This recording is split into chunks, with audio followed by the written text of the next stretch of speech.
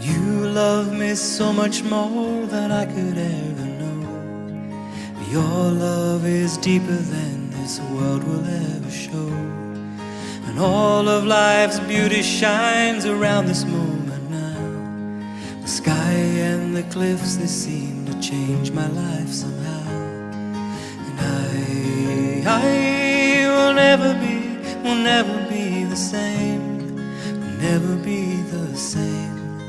Whoa, whoa, whoa, I will never be the same. Never be the same ever again.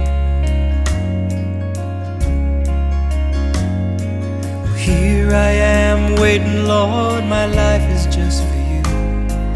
Please unfold all the plans that you would have me do.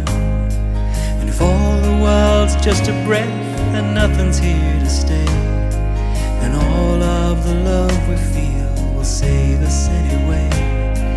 And I will never be the same. Will never be the same. Whoa, I will never be the same. Will never be the same ever again.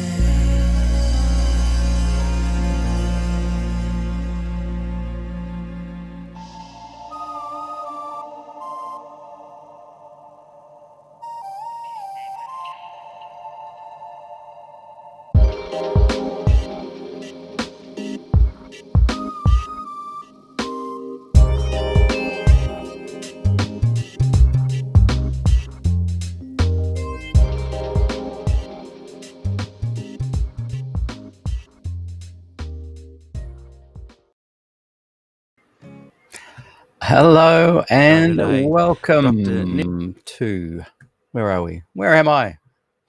Where am I? What am I doing? Here I am. How you going, everybody? Welcome to another SDAQ&A program. Today we are doing the old rewatch of the seminal series Season 2, where I interviewed a bunch of people about Glacier View, Des Ford, what led up to it, what happened, What are the ramifications that still reverberate around the Seventh-day Adventist Church to this day?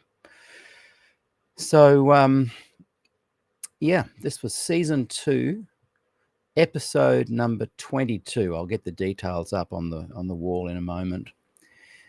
And the interview was with, better just check I pronounce it all correctly, Dr. Niels-Erik Andreasen. And he, I think, completed it was the 5th president of Andrews University. And he was born in 1941, and he was the president there at Andrews University at Berrien Springs in Michigan from 1994 to 2016. And whenever I mention his name, people often refer to him as an elder statesman. So what was interesting about this season, where we did 86 interviews, is that a lot of the interviews, I was doing 4 to 6 a week. This is 5 years ago during lockdown. And Gillian Ford, some other people, Lance Cameron Eggy from the Philippines, were getting in touch with a lot of the scholars and academics that knew a lot about the Des Ford Glacier View episode, or were actually there. And I was interviewing, as I said, 4 to 6 different people a week in lockdown. And so a lot of these interviews I haven't rewatched since then, and I can't remember a lot of the content. But I do remember that it was a very impactful series, season 2.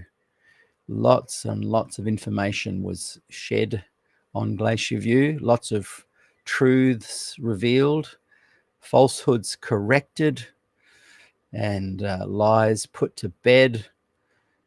And so my goal now is to get season 2 up here on YouTube, and also to our very own season 2 channel on YouTube, where people will be able to go in the future, and even now, and just have the season 2 content to watch.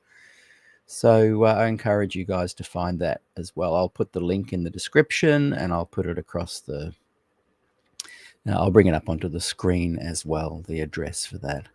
So the reason that I began putting this content up onto YouTube is because Facebook is deleting all the live videos in groups and pages and whatnot. And already this one has disappeared.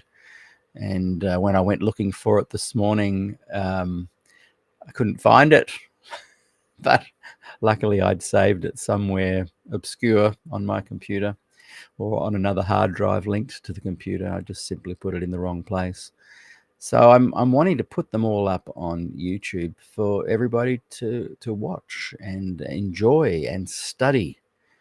And because they're really hard to find on Facebook, and now they're gone. They're not on Facebook.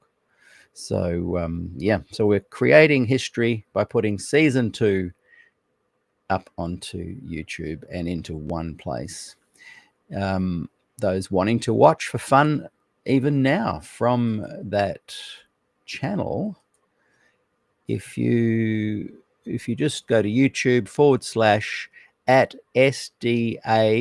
SDASEASON 2, SDA season 2, the number 2. And you can find us and watch from over there. Let me know in the comments if you are watching from there now. Okay, without further ado, we will get into this. But welcome, everybody. Good to see you all watching, and great to have you here. So I hope you can sit back and enjoy this conversation I had with Dr. Niels-Erik Andreasen. And I hope he gets to watch this as well at some point again. I'll certainly be sending him the link. I hope Gillian Ford watches. She might like to comment and maybe even come on after we've finished. Gillian, come and share some of your thoughts and views as well. But I do remember him as being a real gentleman, gentle person, a true statesman, an elder statesman. And I often wonder what he's doing now. I'm not sure if he was involved with this book. Yes, he was involved with the book that I keep bringing up, which I keep showing. Reclaiming the Prophet. He is one of the authors. So, yeah. So I think he would firmly fit in that category that that would like to see the Adventist Church move forward and be a bit more inclusive of a variety of, people. If I told him that Ted Wilson's Adventism was the real Adventism, he would say that's not my Adventism. And good on him. And good on all of you that are saying that's not your Adventism. And I think books like this, the recording of Des Ford at the Forum meeting, October 27, 1979, which I have in its entirety here on the program, look it up. And an essay that John Rosier wrote called What Adventism Could Have Been, something like that. Those three things, and I'm going to do a show soon on those three: the Reclaiming book, the tape that took the world by storm, and John Rosier's very important essay, which I don't think has been given much airplay at all. So that's going to come soon as well. Anyway, I'm prattling a little bit, and Jane has just said, yeah, I should interview him about that book. Great idea. I will reach out. I'll have my people reach out to his people and see if we can, because I did enjoy conversing with him, and I think he would be open. These guys, as I've said many times, while I cajole and criticize, I really admire that they've taken a stand, finally, maybe a bit late. And, hopefully it gets out there.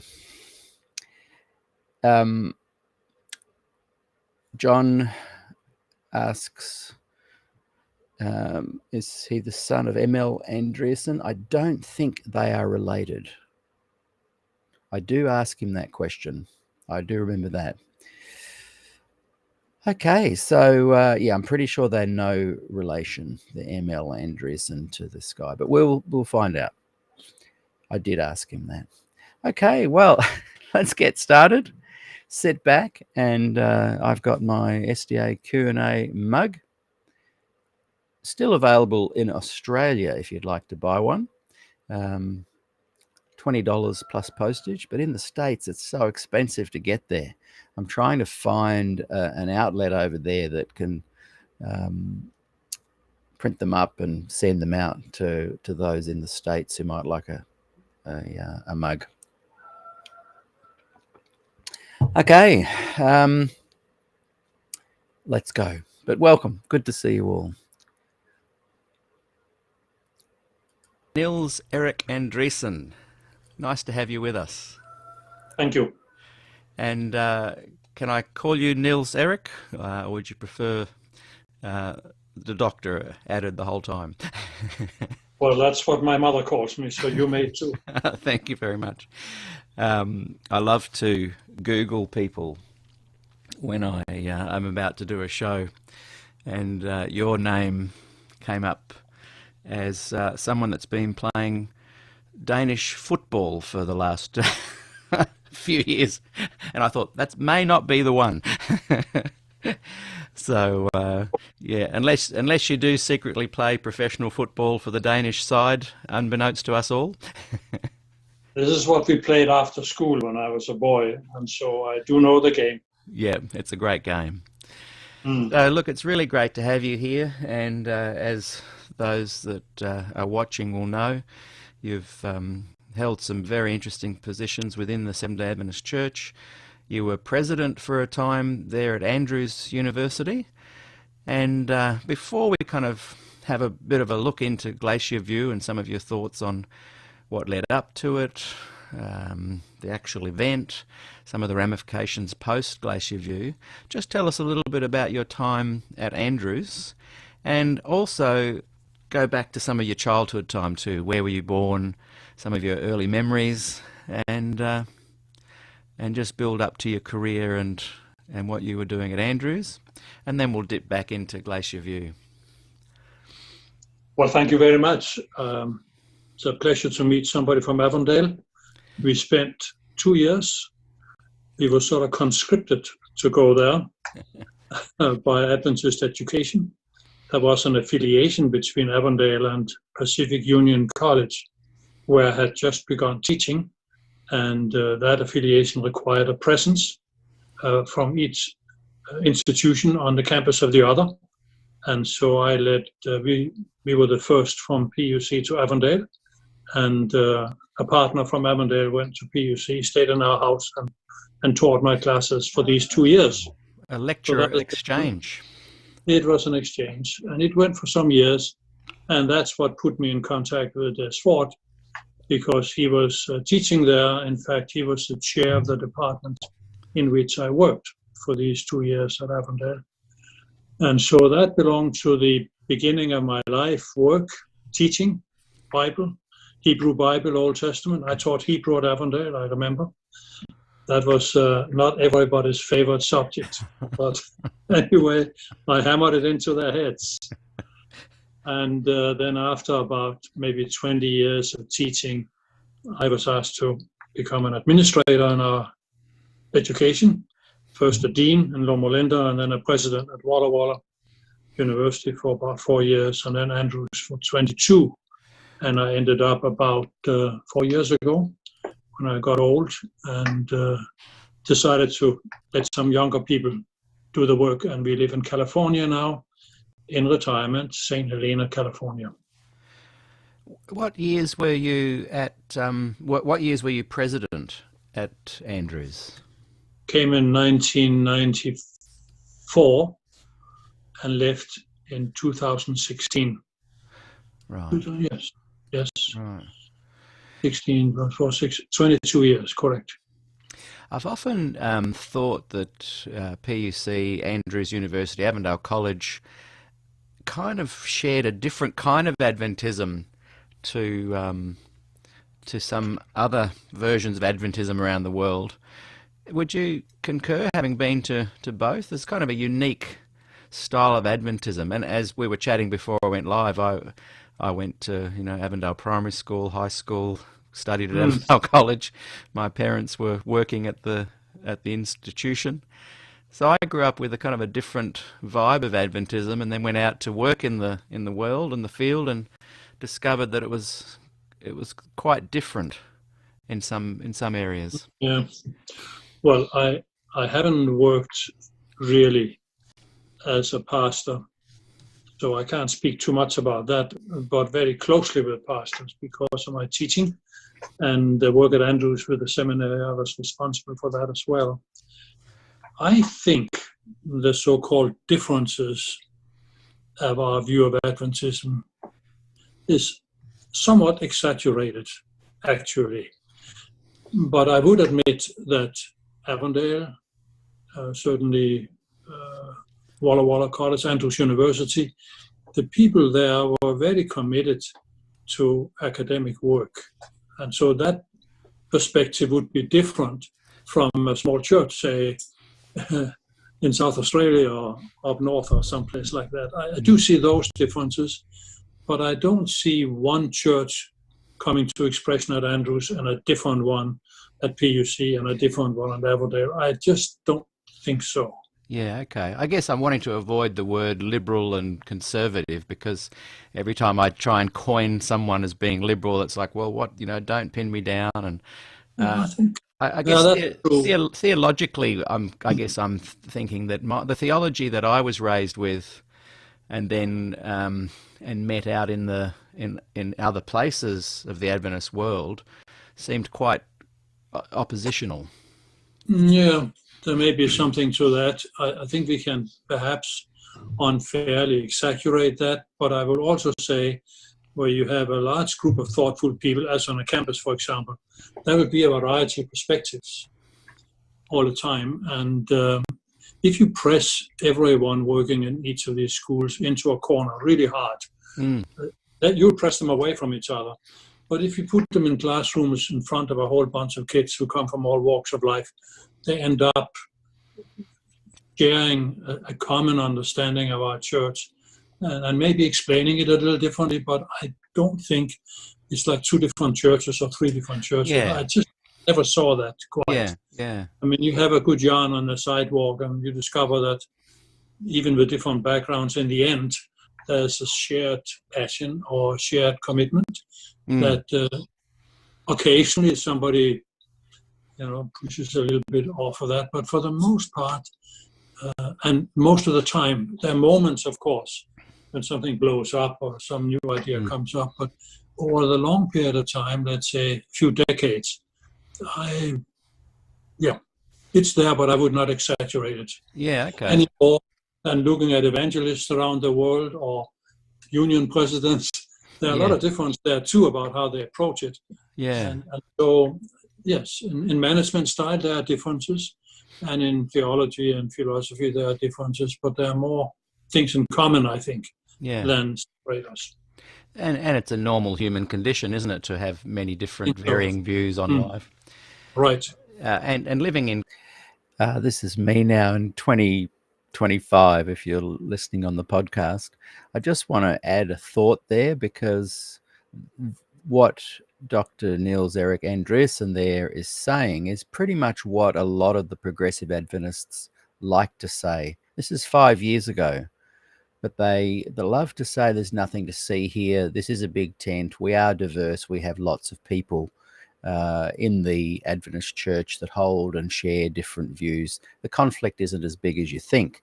And 5 years later, with the release of this book and it being banned in 6 days, within 6 days, I would love to know what Dr. Niels-Erik Andreasen thinks now. And if he's watching, I'd love him to come on the program.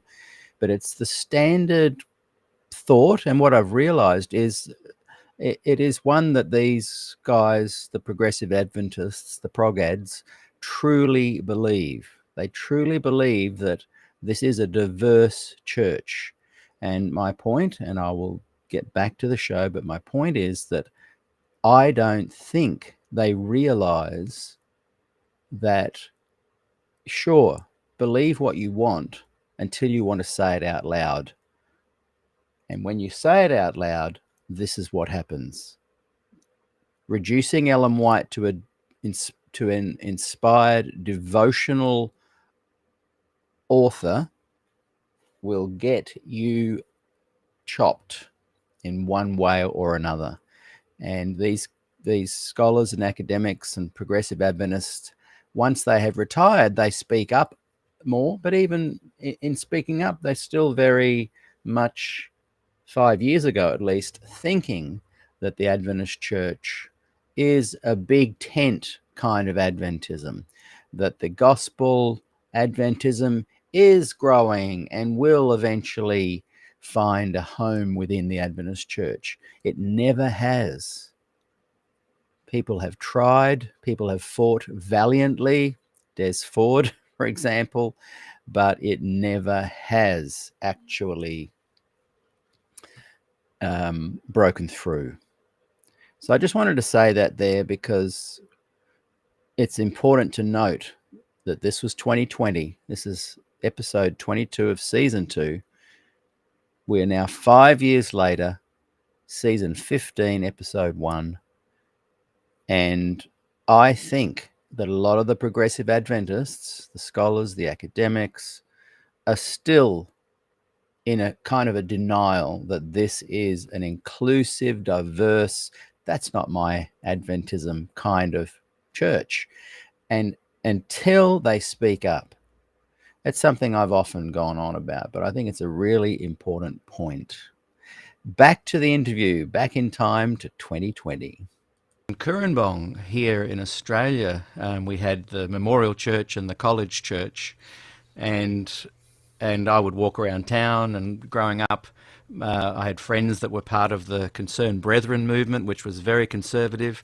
I had friends that were very liberal in their theology and would have embraced almost the term New Theology. And we all got on really well. There was a time period where that kind of diversity in this town was quite embraced, and we'd have our little biffos and our robust conversations after Sabbath lunch. But generally speaking, we got on well because of that common ground that you speak of. While I worked at Avondale, they used to send me out to speak at camp meetings. You know, if you're a guest teacher in religion, then you get these assignments in different parts. And one time I was sent up to speak every morning at the New South Wales camp meeting somewhere north of Avondale. And somewhat innocently, I walked into the camp and lectured on, there was a morning Bible study. I lectured on something doing with Christ and the Messiah and the Bible and so on and so forth, serious. And in one of those, it became obvious to the people that I was reading from the Revised Standard Version of the Bible. Oh. And the next day, the camp was full of pamphlets advocating the King James Version, and that was by the CBs. And I mean, it was sort of amusing. And I remember coming back to campus and saying, so what kind of Bible do we read around here? And they chuckled and explained to me that some people are really passionate about this and passionate about that. But when you got them out of camp meeting and on the sidewalk and I met them, then we were all Seventh-day Adventists somehow. Yeah. It's interesting because you might know the name O.K. Anderson, and his brother was one of the guys on Frida for the questions on doctrine, sort of. Roy Allen, yes, I know that. And he would literally say to me on Sabbath, you know, oh, your hair's too long, it distracts me from your singing. But I'd bump into him and have a burger with him at the cafe and the takeaway and have a normal conversation. And I remember the staff on Avondale, when this topic came up or when I came back from camp meeting, they chuckled and said, yeah, right, oh, that's something that means a lot to them, but we have learned to figure out how to live with it. Go ahead and read our Bibles as we always have. Yeah. It worked. Mm-hmm. I sense in the last few years, and particularly since the no vote at the GC, that some of the more concerned folk and some of the more liberal folk are polarizing a little bit. This nice kind of divergent Adventism that I grew up in seems to be a bit under threat. So I was wondering if you could comment a little bit on that and some of your thoughts on the no vote. Were you there that GC session? The no to ordination? Yeah, the no to women's ordination. Yes, that was the last one I attended before retiring. And yeah, what do you want to say about that? I was asked to express myself on that because of some publications that came out. And so I wrote an introduction or preface or something.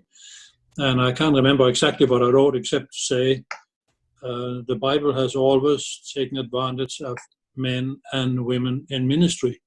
In fact, some ministerial assignments or pastoral assignments just require the presence or the engagement of both. Many stories about that. And that has continued in the church. Therefore, the problem with ordination is a bit of an abnormality. And I think transitions are difficult.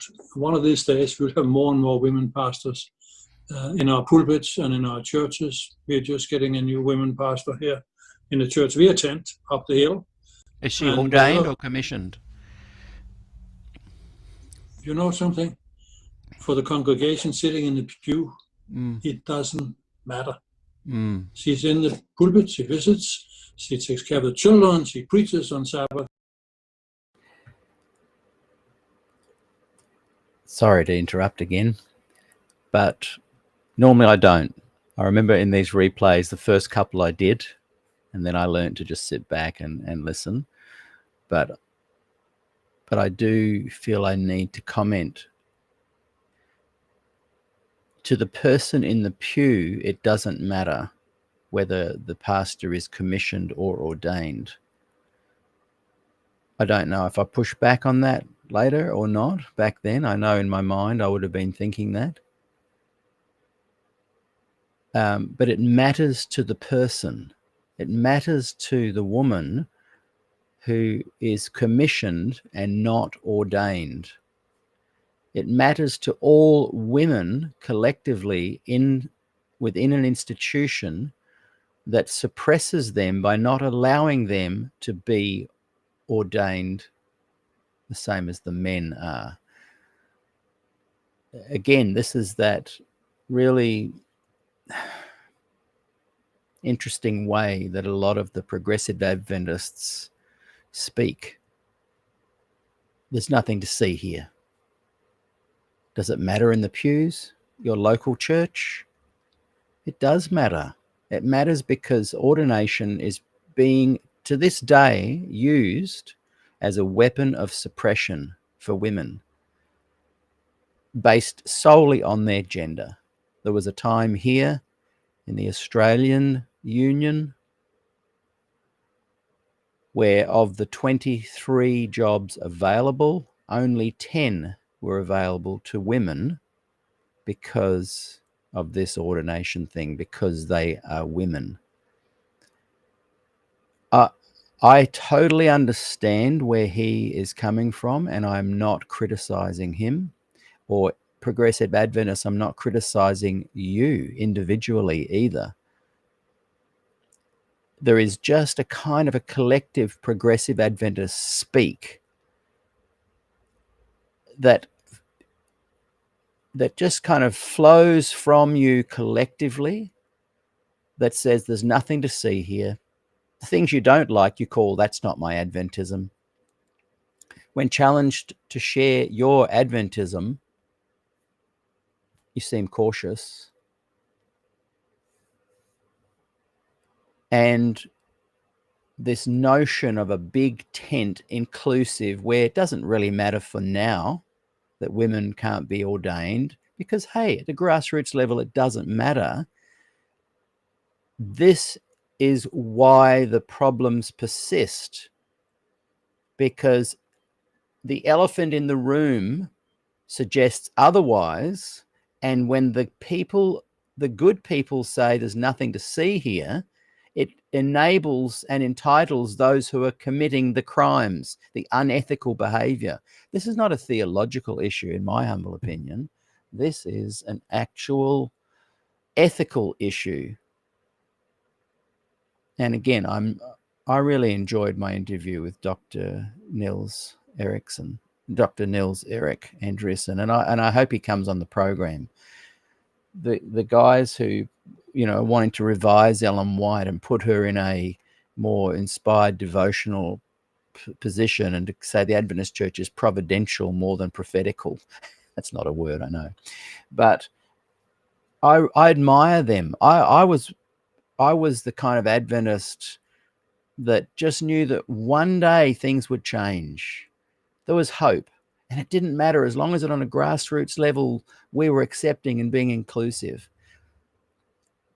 Not only do I think those days are gone, I don't think they were ever here.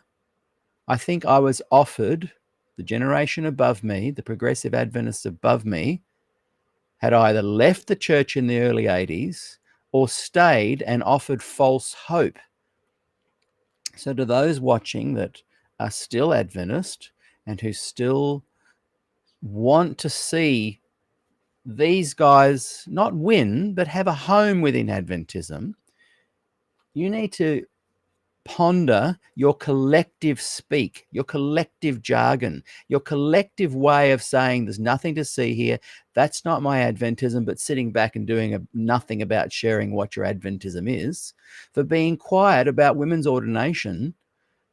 You guys need to be making a much bigger stir about that. My daughter is 12 now. I left the church when she was about 2 because I suddenly saw that this was not theological. It was an ethical situation, and I could no longer put my name to it. I'm not saying people should do that, but boy, there needs to be some kind of approach that is firmer than there's nothing to see here. and again, just to be fair to Dr. Andreasen, this is 5 years ago. But in my humble opinion, the progressives are still talking like this. And whenever people like myself stir the pot, ruffle the feathers, instead of saying, hey, actually, you might have something that here that is true that we need to actually ponder and listen to, instead of doing that, you get all upset and, oh, stop attacking us. Anyway, I will try not to interrupt. Back from 2025 in time now to 2020. What do you guys think? Let me know in the comments. And this ordination question has sort of disappeared a little bit from the consciousness of the pew sitters. I have talked to people about this observation. When I was at Andrews, we had 6 or 7 pastors, and 2 or 3 of them were women, and the rest of them were men, as I recall. At first, when women began to serve, and they offered the Lord's Supper, see, everyone in the pew would sit up straight and look up. There's a woman serving the implements. After a couple of 3-4 years, they didn't even look up from their church bulletin. Right, it's a woman today, next time will be a man. So this is I think the natural development in part of the world, but maybe not in all of the world. And we can push it very hard, and we need to do that if we feel strongly about it, or we can let it develop. And I think many things in our church have sort of developed. Some have been pushed into existence, some have struggled, and some have developed more naturally. And the reason women in ministry will develop naturally is that it's part of our world. And the church is not separate from the world. It's part of it. Women at home, women in the job, women in the professions. Even Ellen White said, more women doctors. I mean, this was part of our thinking. Women in schools. We already have that in many places. So I think that's how this will develop. And in my judgment, we should let it develop and encourage it. Some will say, no, don't do that. But I think it's a natural thing, and it should be done. And it is exemplified in the Bible, I think. I agree. I think Ellen White was a great proponent and even helped set up the unions in the early 1900s or late 1800s with the express purpose of unions being able to decide on the ground their own unique subcultural decisions and policies. Did it concern you when you saw the compliance document take shape and pass into policy and actually manifested itself with warnings at the recent Autumn Council? Well, you know, I have a luxury of being retired, so I don't have to engage with every issue that comes up. But I'm Danish, and the Danish union, which is actually not a true union, it's a union of conferences. It's like a little bit like a super conference. There's no union, just churches and a conference called a union. They, of course, have strong feelings on that. And they have a few women ministers that I know of over there. And I think they're taking the position that if women can't be ordained, then no one can be ordained, or no one should be ordained. And some people are upset about that. I don't think it's a huge, big issue. What matters is, do parents and children and the old and the young, do they have a spiritual home that's well cared for? That's, to me, the kind of chief argument. And so I looked in the Bible at one time, and I looked at examples where women played an important role in caring spiritually for the people. And they did it alone sometimes, or they did it in collaboration with men, or men asked for the help of women, or vice versa. It seems to be of a more natural thing, except for the cultural pressures that can develop, both in Bible times and, of course, in our times, and especially for a world church. And I don't know what to do with that exactly. I mean, cultural orientations is something we just can't walk out of. It's like our skin. So it takes maybe some time for that to mature in one direction or another. But I see women in ministry as a natural thing, that we should let let the Spirit, let God lead in that, because I think it will come out right that way. Yes. And I think we should not be passive, but maybe we shouldn't press people too far out of their comfort level. Let them grow. And if you have a little patience, which Adventists don't have much of, but every generation it becomes a little different. Not only with women, but with other things that were once important to us, and now we have learned to deal with it. So there is the generation development too, and women ministry is maybe one of those. Let me tell you a story about that. I was in Denmark not some years ago, visiting my widowed mother. She was 87, I think, at the time. She died at 99, not so long ago. And she was in the kitchen peeling potatoes for our dinner, and I was sitting at a kitchen table going through the mail that just was dropped through the door. And there was a magazine sent out by the local Lutheran church cathedral in our town. It was just for everyone, a little sheet that came around. And in that magazine, on the back, it listed all the pastors, the bishop, and then the under bishops and 6 or 7 pastors. And I said to my mother, look, there are 7 pastors in this cathedral church, and 2 of them are men, the bishop and one other. All the other ones are women. What do you think? She said, the times are changing. We have a woman elder in our church, no pastor, and that's just how things developed. And I thought, if you don't offend her too much, she comes around to that, and she saw that was good for the church, and she really appreciated the woman elder they had in her church because she looked after the members. That's what matters. I think when you see it as a trajectory that's upward, you can say to people, well, it's going to happen soon, it's going to happen in its time and God's time. But I think a lot of women that I've spoken to since the no vote, and some of them were in their early 20s when they first were really supporting women's ordination and the equality for women in the Adventist Church.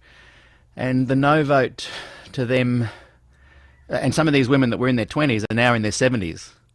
And so for them, their whole life has been existing within a framework that doesn't honour them as being equal to men. They cannot get the top jobs in the Adventist Church. That is another matter. They can be presidents of Loma Linda University or Andrews, but not as they wouldn't be able to be GC president, for example. Oh, that's not possible. And so when you see the trajectory growing, and then you suddenly see the no vote, and then you see the compliance document, and then you watch the Autumn Council, there are some who would say this progress that will eventually happen, which I agree with you, is a natural occurrence for these things to kind of bubble to the top. They seem to be almost, there's an adversarial kind of position now from the top level leadership that seems to be taking us backwards, not forwards. This vote was anticipated for decades. I remember when the GC agendas came out prior to this one. Should we vote? Are we ready? I mean, it began in Holland, I think, many years ago when the GC was there. I think it was a mistake, the way they voted. But then again, if you have one vote, one member, then the votes are what they are. You could maybe hold some of the leaders responsible for trying to steer the vote. That I would not do, but I do want to respect people try to vote. I try to educate them to vote well.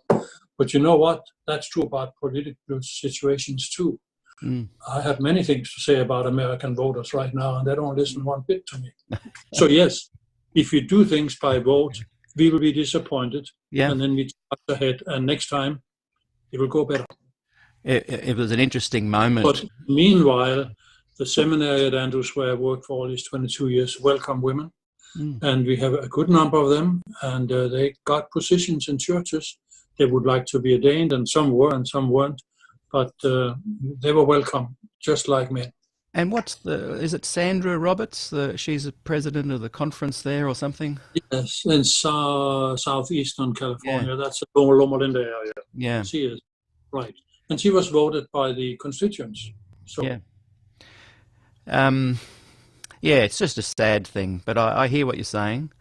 It was interesting when Jan Paulsen spoke up at the Autumn Council, and he was he almost saying, I beg you to reconsider this. He and Ted Wilson said, well, you guys voted it in. Well, I'm sitting next to him at that time, so we talked Were you a little really? bit about it. And I won't tell you what he said, but Go on, give us some hot off the press. absolutely no chance. But he felt strongly about that. He's Scandinavian.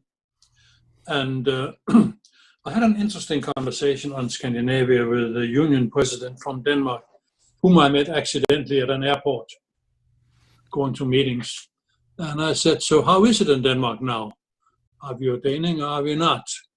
And he told me that they had actually had some discussions with the General Conference Legal Council and with legal experts in Denmark about churches ordaining women or denying the ordination.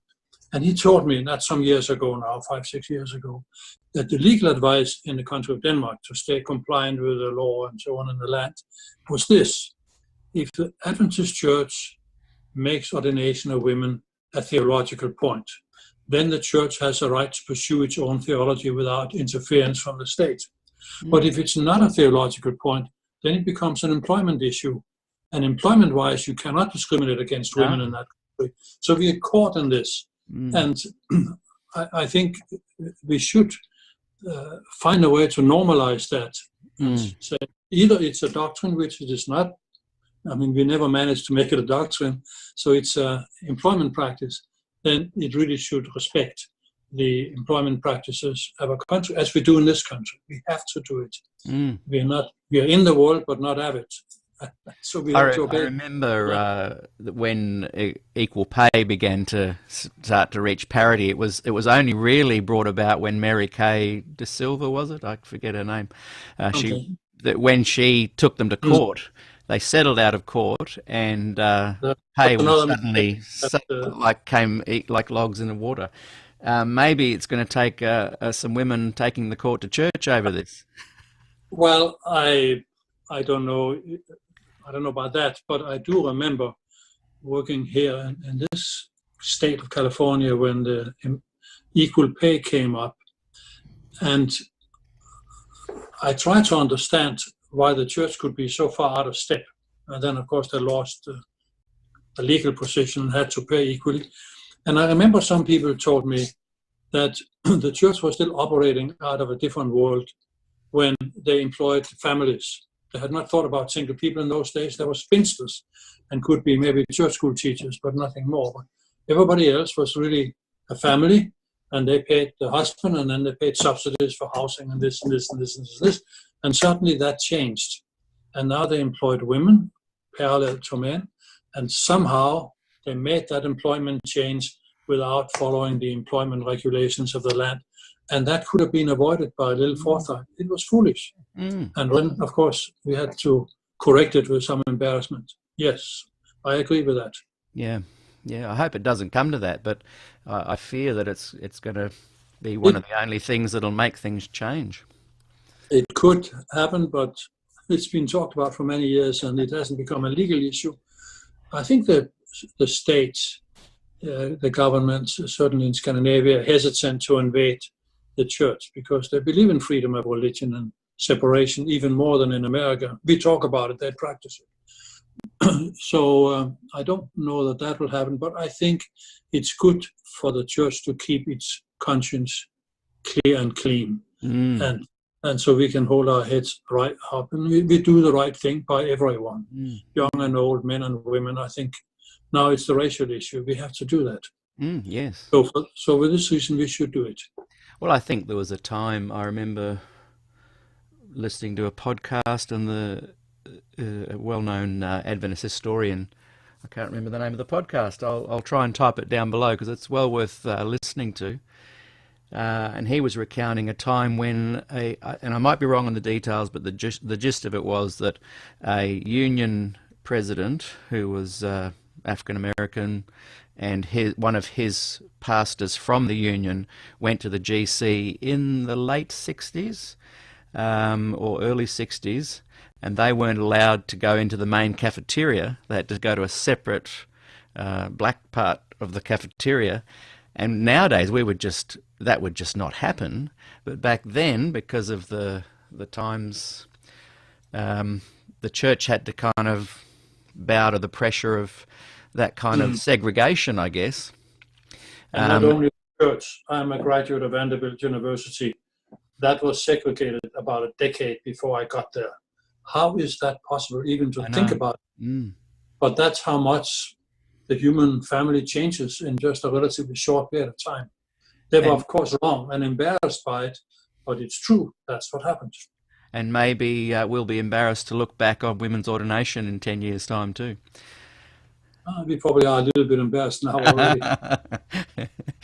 I've been super impressed with the Scandinavian approach with all of this. They're not fearful to step up to the plate and speak. I loved watching the Danish guys, and I think there was a Norwegian guy there from the union or the collection of conferences that you say, and they got up to the microphone and they spoke very honestly about what they felt on this topic. Is there something about Scandinavian upbringing that encourages this kind of honesty and authenticity? I don't know. The leaders on our side could learn from the Scandinavians, I think. Well, we can learn from each other, all of us. I think I would say this, that the Scandinavian position, as far as I can tell, and I grew up there, has not been taken in a spirit of rebellion or opposition to the church and its mission. Nothing like that at all. If anything, the people in Scandinavia and the church are trying very, very hard, because it's very, very difficult to reach out to the general population. There's some movements underway now, have a general revival of religious interest in Scandinavia, and that's a good thing, both for the Adventist church and for the other churches. So I don't think it's that. But there's something else about Scandinavia that does not exist in this country and not quite in some other countries where I've been, and that is an absolutely colossal commitment to equality and evenness in the population.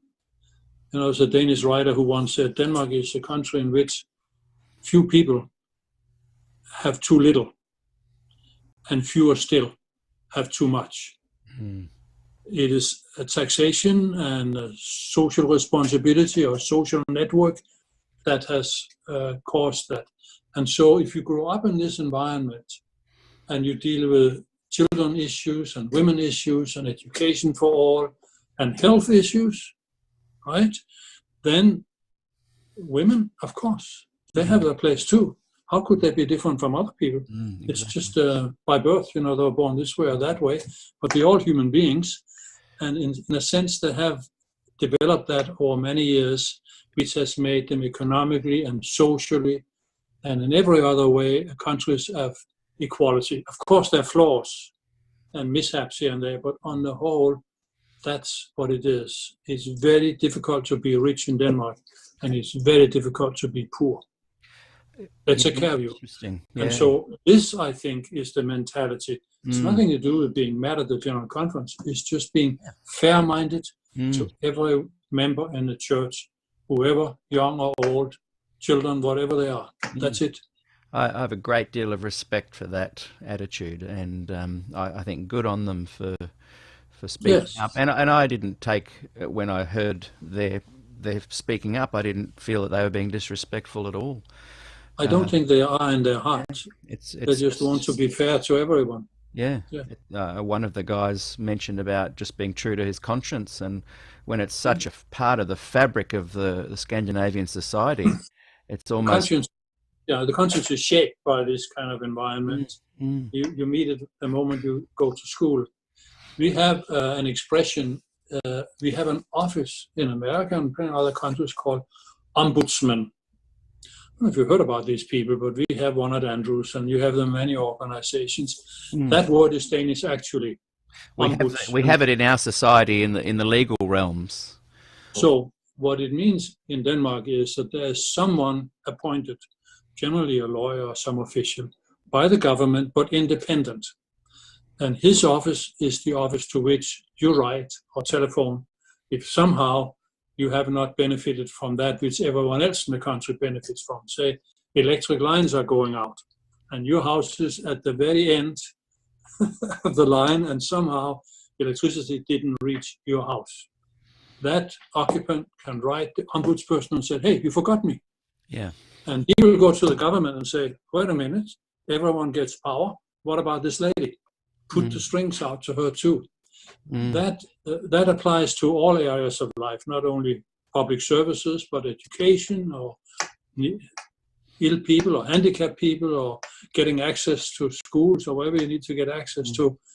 Everyone gets that, and it's just part of the national conscience and psyche there, and it, of course, it invades the church. It should. The GC may need a new office, an ombudsman office. Well, that might not be a bad idea, come to think of it. Or they could spend a summer holiday in Scandinavia and see how well it works. We'd all like that. Yes. We're gonna shift gear and go to Glacier View, which is the alleged main topic we're supposed to be talking about. Now it was an excuse for getting me on the line. I think it's been important to unpack some of what I believe are the ramifications of not dealing with Glacier View successfully. We're going to keep having these kind of 40-year cycles of conflict. So it's important to address what's happening right now so that we can try and avoid it in the next 40 years. So the Danish and I think 6 unions were warned. So as we leave this topic, what are your thoughts? They've been warned. The next step is reprimand. The next step is sanctions. What is there going to be a wind back of the compliance document, or what time frame have the Danish got to get their act together? I do not know the answer to any of those questions. I'm retired and active in the local church, but I do not know what's happening in the conference, the union, and the general conference, except I still care about it a lot. And occasionally I write a piece for the magazines and so on. But so I don't know that at all. I have no idea. But I think it will be consistent if the leadership in Scandinavia, the church leadership, will keep what we say plowing corn in America. You keep the ministry, try new things for the young people, try to provide services for the many, many old members they have in the church, try to reach the public in various ways, and even work harder perhaps than they have in the past to make an impact on the society from the Christian values and our faith. I think that will happen. I don't think they will mount any kind of a defense or attack against the GC. They will just say, we will follow the church programs as best we can, men and women, boys and girls, young and old. So for a while, they may be wrong on that. For a while, they may well have to follow Ted Wilson's counsel and ordain men again and just commission women. Ordination of ministers is not really a biblical thing either, you know. Unless it's used as a weapon. Well, yeah, we use whatever. Then we should take notice. But being called and being trained and prepared and equipped with gifts, these are really important biblical concepts. And I think it will be unwise if we're so eager to push our workforce into new areas without dragging along the calling, the preparation, the equipping with the gifts of the Spirit before we launch in, because ministry is not easy.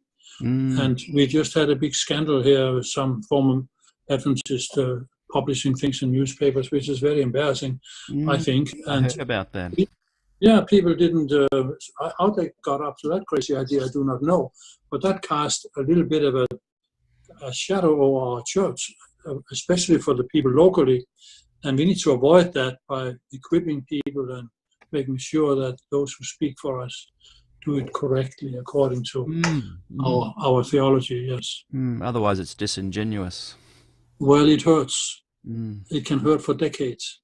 And I had to tell you that, but this happened in the town in which my university, where I studied, PhD studies happened. And I would be embarrassed to go back and tell them, here I am a Seventh-day Adventist, and they'll say, oh, you won a newspaper, were you? I said, no. And of course the church has denounced it That's the right thing to do. But you can't just get rid of all the rubbish left behind in the streets. That takes a while to clean up. So, yes, calling, equipping, preparation, and commitment to the task. These are really important things in my mind. I agree. Yeah. One of the genuine reasons that I am carrying out these interviews is I find myself at an age where I've seen enough of the looping, the endless kind of tension that seems to date back to the release of Questions on Doctrine, where some of the nature of Christ was shifted because we won't go into the details because you know it already and we've discussed it at length in other interviews, but there was a bit of a dividing moment there where the church wanted to be seen as a little bit more evangelical, so some of their doctrines and ideas were watered down. Other things were emphasized, and in some ways that book created a fertile garden for the growth of a more divergent kind of Adventism.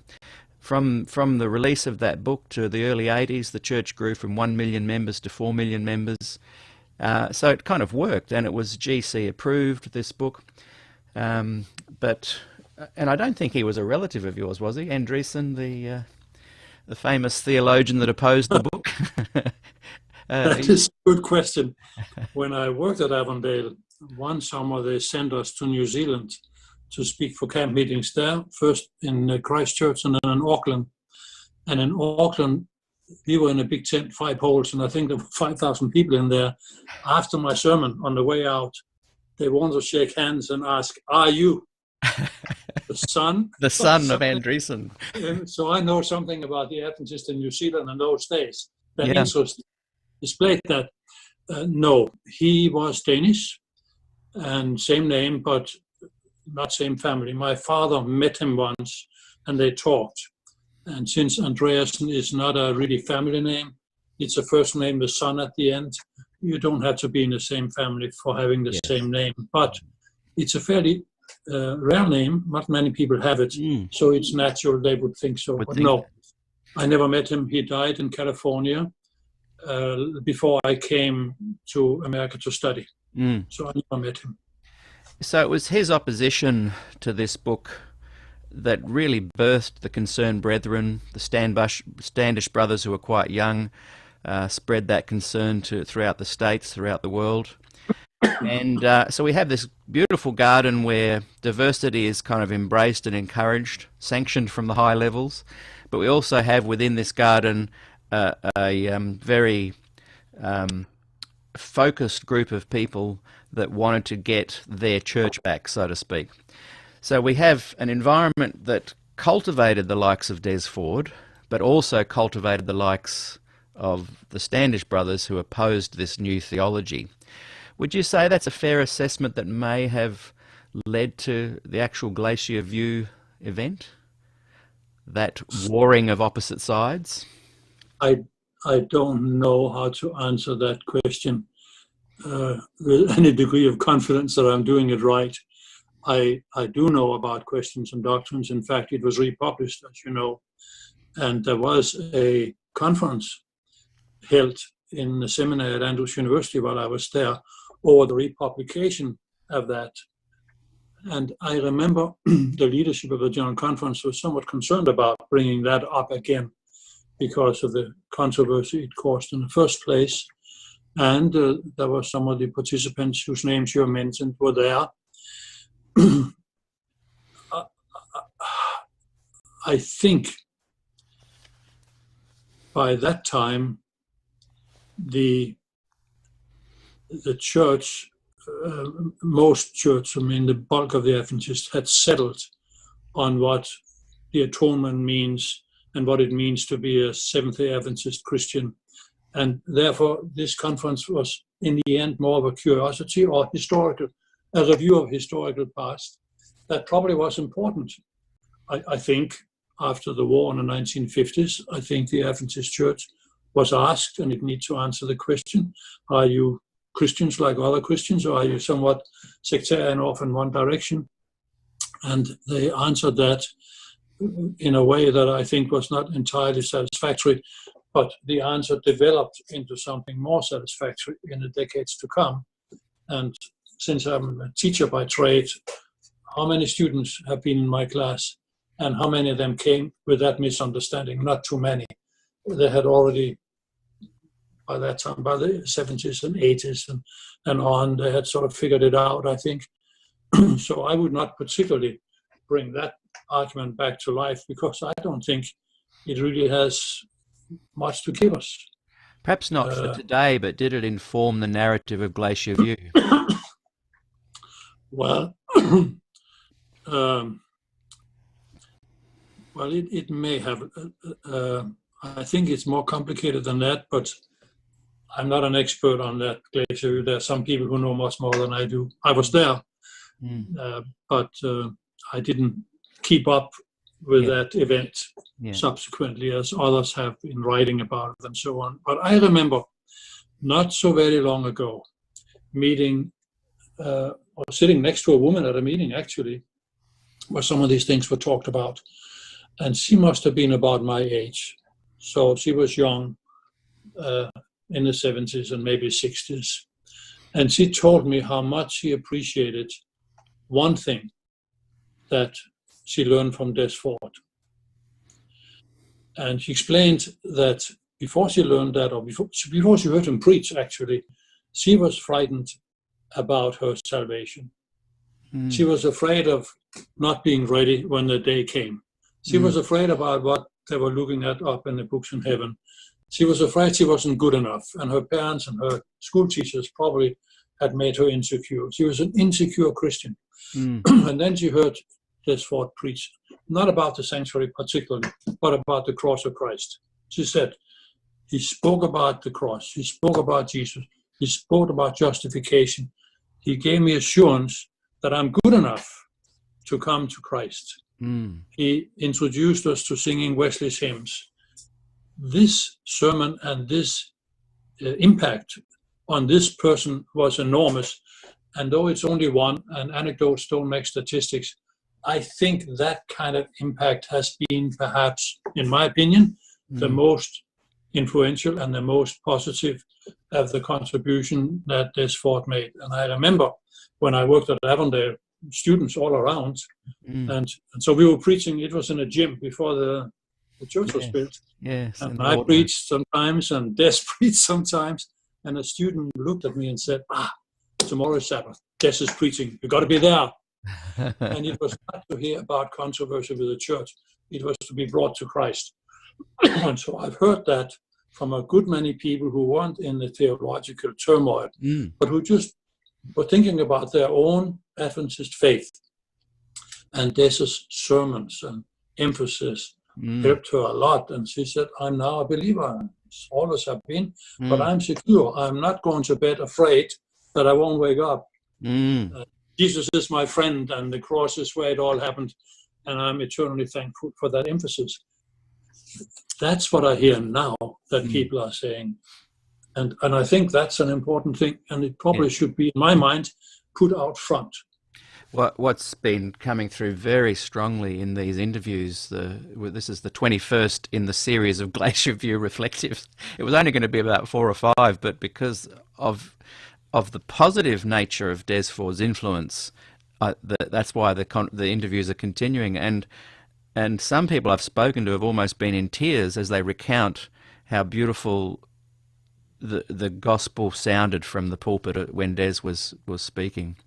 In fact, I interviewed Dr. Kenneth Samples a few weeks ago. Yes. And he was a protege of Walter Martin. And he said, and he's not an Adventist, never was, but he said that the gospel, according to Des Ford, was the most well-articulated form of the gospel he'd ever heard. Yeah, I think it was, he was a good preacher. In fact, in Glacier View, some people and I were talking about whether we could somehow capture him as a preacher for the church on that area. Now, when I was at seminary, there was also Ed Heppenstall, who was a sort of a teacher for it, I think, at an earlier stage. And he had the same reputation. Students would come to chapel when he talked to feed their souls. And I don't know how many people have been blessed that way from these individuals. But I think that's an enormous debt of gratitude that many people have, because there was some controversy and because some people got sidetracked into something different and they became afraid. And when believers become afraid of God, it's not good for their faith. And Des and Heppenstall, for that matter, and many of us try to say to them, you can go to bed tonight and you are secure and safe in the hands of Christ. They said that. And I remember being somewhat puzzled. This may come back to your earlier question. When people have talked to me about that, and they still talk to me about it in some places, and I said, so how did that happen? And then they told me about their youth Adventism, how it was when they were young. And of course, I grew up in Denmark, and that's a Lutheran country. And so one of the heroes we studied in Danish school, public school, it didn't matter, religion classes in public school we had, it was about Martin Luther. And I best like to think of himself as a Martin Luther. Here I stand, and so on. Well, we heard about the real Martin Luther from the time we were very young. And what we were told is that there's grace in heaven, there's grace with God. You don't have to buy these indulgences, or you don't have to crawl on your knees to Rome. You say your evening prayers when you go to bed, and God accepts you. This was something I learned from the Lutherans. And it didn't get derailed when I came to an Adventist school, which was at Newport. Somehow we had good teachers there too. And so I never personally experienced that fear of being afraid of the investigative judgment. When does your name come up? And it is a peculiar American sort of sidetrack that happened at some point, and we couldn't get off of it. Well. And it could be we owe a debt to these evangelicals who said, all right, you Adventists, come clean. Do you really believe you're saved by grace through Jesus Christ? But you have another agenda under the table. And it forced the issue. And I think that may be good. And when do you hear a sermon now that doesn't speak about grace? Well, I don't know, maybe some places, but where I have been, it is the grace of God through Jesus Christ that is, and coming to that point, I think it's been good for the church. When Walter Martin, just before he died, though, he often commented that he felt the wool had been pulled over his eyes a bit, and that Adventists were still relying a little bit on the works-based faith. I think you're right, and I have read these pages and questions on doctrines that were answered there, and I have been trying to figure out why that was so hard to say for these people. Okay, Martin or we get it. And Sister White said it, on 1888 said it, and Heppenstall said it many times at the 1950 Bible conferences, where he read his paper, very influential. And then Des came, and many other people have come to say that, especially youth pastors. They had nothing else they could say that would be listened to for a while than that. So I think there were probably some people who had lived in the church for a long time, and they were just afraid. Probably it was fear. Afraid if you're too much focusing on the grace, you'll get lost in grace. That you cannot. We have 2,000 years of Christian history, and you can never get lost in grace. But I think they were afraid that the church may, instead of growing, might shrink if we don't hold on to this stuff. But fortunately, the people who are wise about it stuck with the cross and with grace. Occasionally they meander a bit, but then they come back to it. If not, the young people will bring them back and say, remember what you committed to. This is what we believe in. Some of them might be afraid of losing their job too. I don't know about that, but I think some people, that's not a nice thing to say, but I think some people really are so committed to the church. Look, they work for it. They were first educated in it all these years, then they work for it. They socialize with their friends within it. that die in it, that retire in it.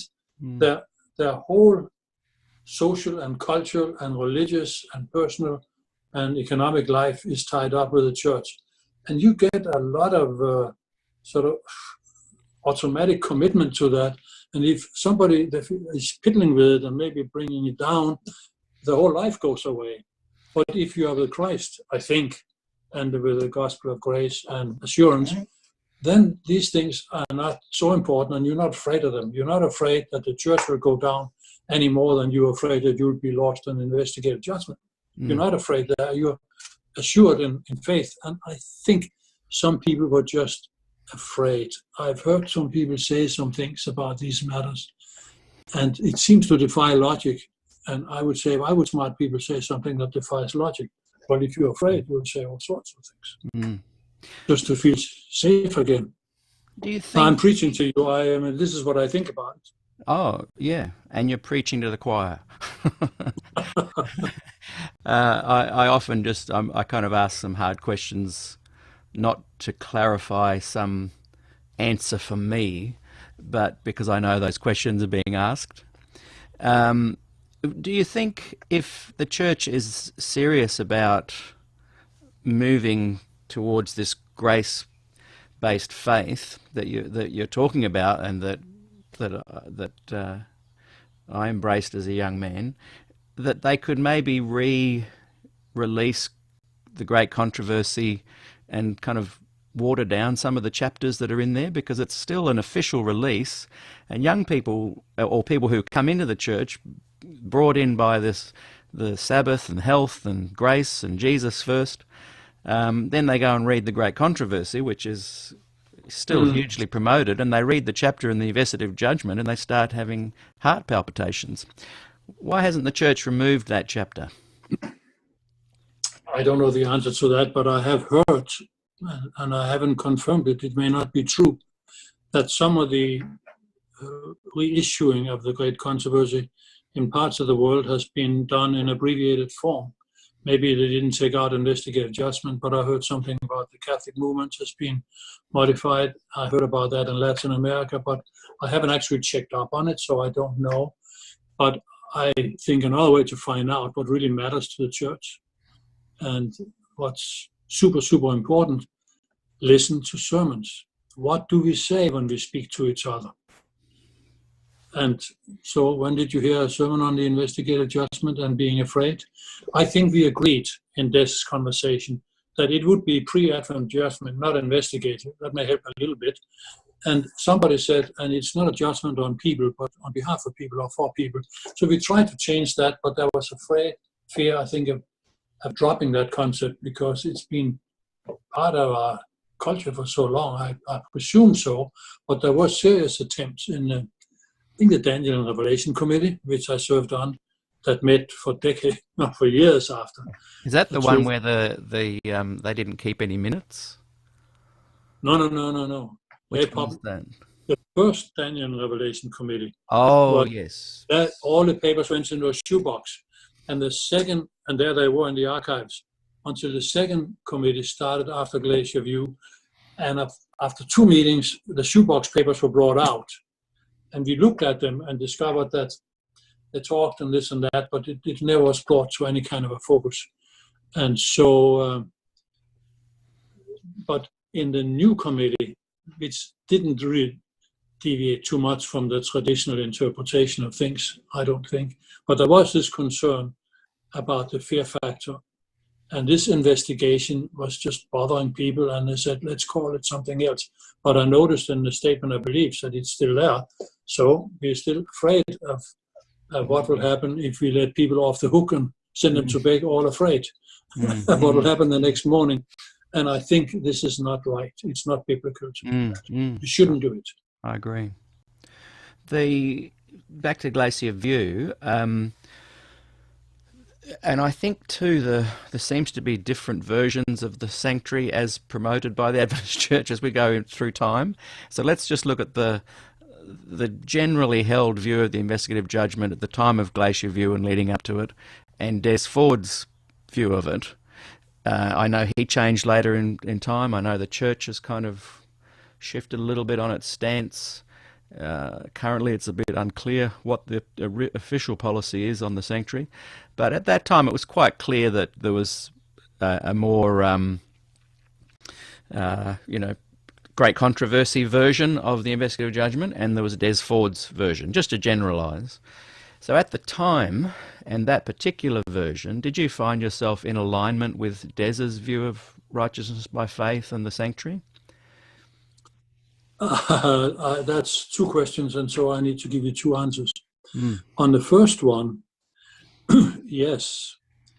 And I would add, Jill put a question down about a 1983 meeting, and I don't remember exactly what it was in 83, but there was a meeting around that time in San Francisco of a small group of people, including Des and Jill and 3 or 4 people from the General Conference. And I was there, and Smuts was there, and some other people that I can't remember. And that was to be a conversation. And I remember one of the first comments made was by one of the people representing the church, either Biblical Church or General Conference or seminary, but one of those people said, for starters, there's one area in which the church and this are in agreement. That means there are many others where we are not, but he said, that's what he said, there's one area. And so we looked at him and said, so what is that? And he said, righteousness by faith, the St. Paul. So we cannot have a disagreement on that. Who so said you that asked, again, sorry? Who said that again? Yes, one of the participants. Oh, right. Right, one of the participants. One of them, so yeah. There were about 7, 12, I don't know how many people, Jill would remember. And we were sitting there in this hotel talking about it. And to start the conversation, everyone, who starts and what do we say? And one of the brethren, as we call it, started by saying there's one area where we don't have a dispute, we have agreement, and that is righteousness by faith, which is what we've just talked about for a while. And there we are in agreement, and not long after that, the Review and Herald published, as I recall, a whole issue on that topic, which was a way of saying, yes, St. Paul taught us that, and yeah, that's where we are. So I didn't have any question about that at Glacier View or before or after, because it's directly out of Scripture. You cannot give that. The matter of the sanctuary and all the stuff around it is a little more complicated. And I think that in this area, I don't know if I'm right. So if everybody listens to that, I'll tell them that I'm not sure I'm right here. It just seems to me that the big difficulty was not the organization of the sanctuary in heaven, 1 room, 2 rooms, curtains, and all of that. Because people said different things about that being symbolic or real and all that kind of stuff. I don't think that was a big troublesome thing. I think the big problem was the impact on one number, 1844. I think that is such a defining number for the church, and what to do with that if it goes away or if it is something else than what we thought it was. I think that was a big issue that frightened people. I remember when I taught at Avondale, Des Ford taught Daniel and Revelation to all the students. He had hundreds of students in his classes every semester, so many that he couldn't read their papers. And so Norm Young and I were assigned to split them up between us and read them. So we did.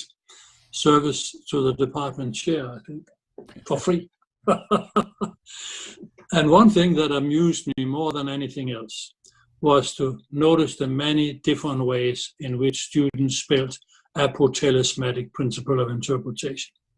They all wrote it down and they didn't know what it meant, most of them.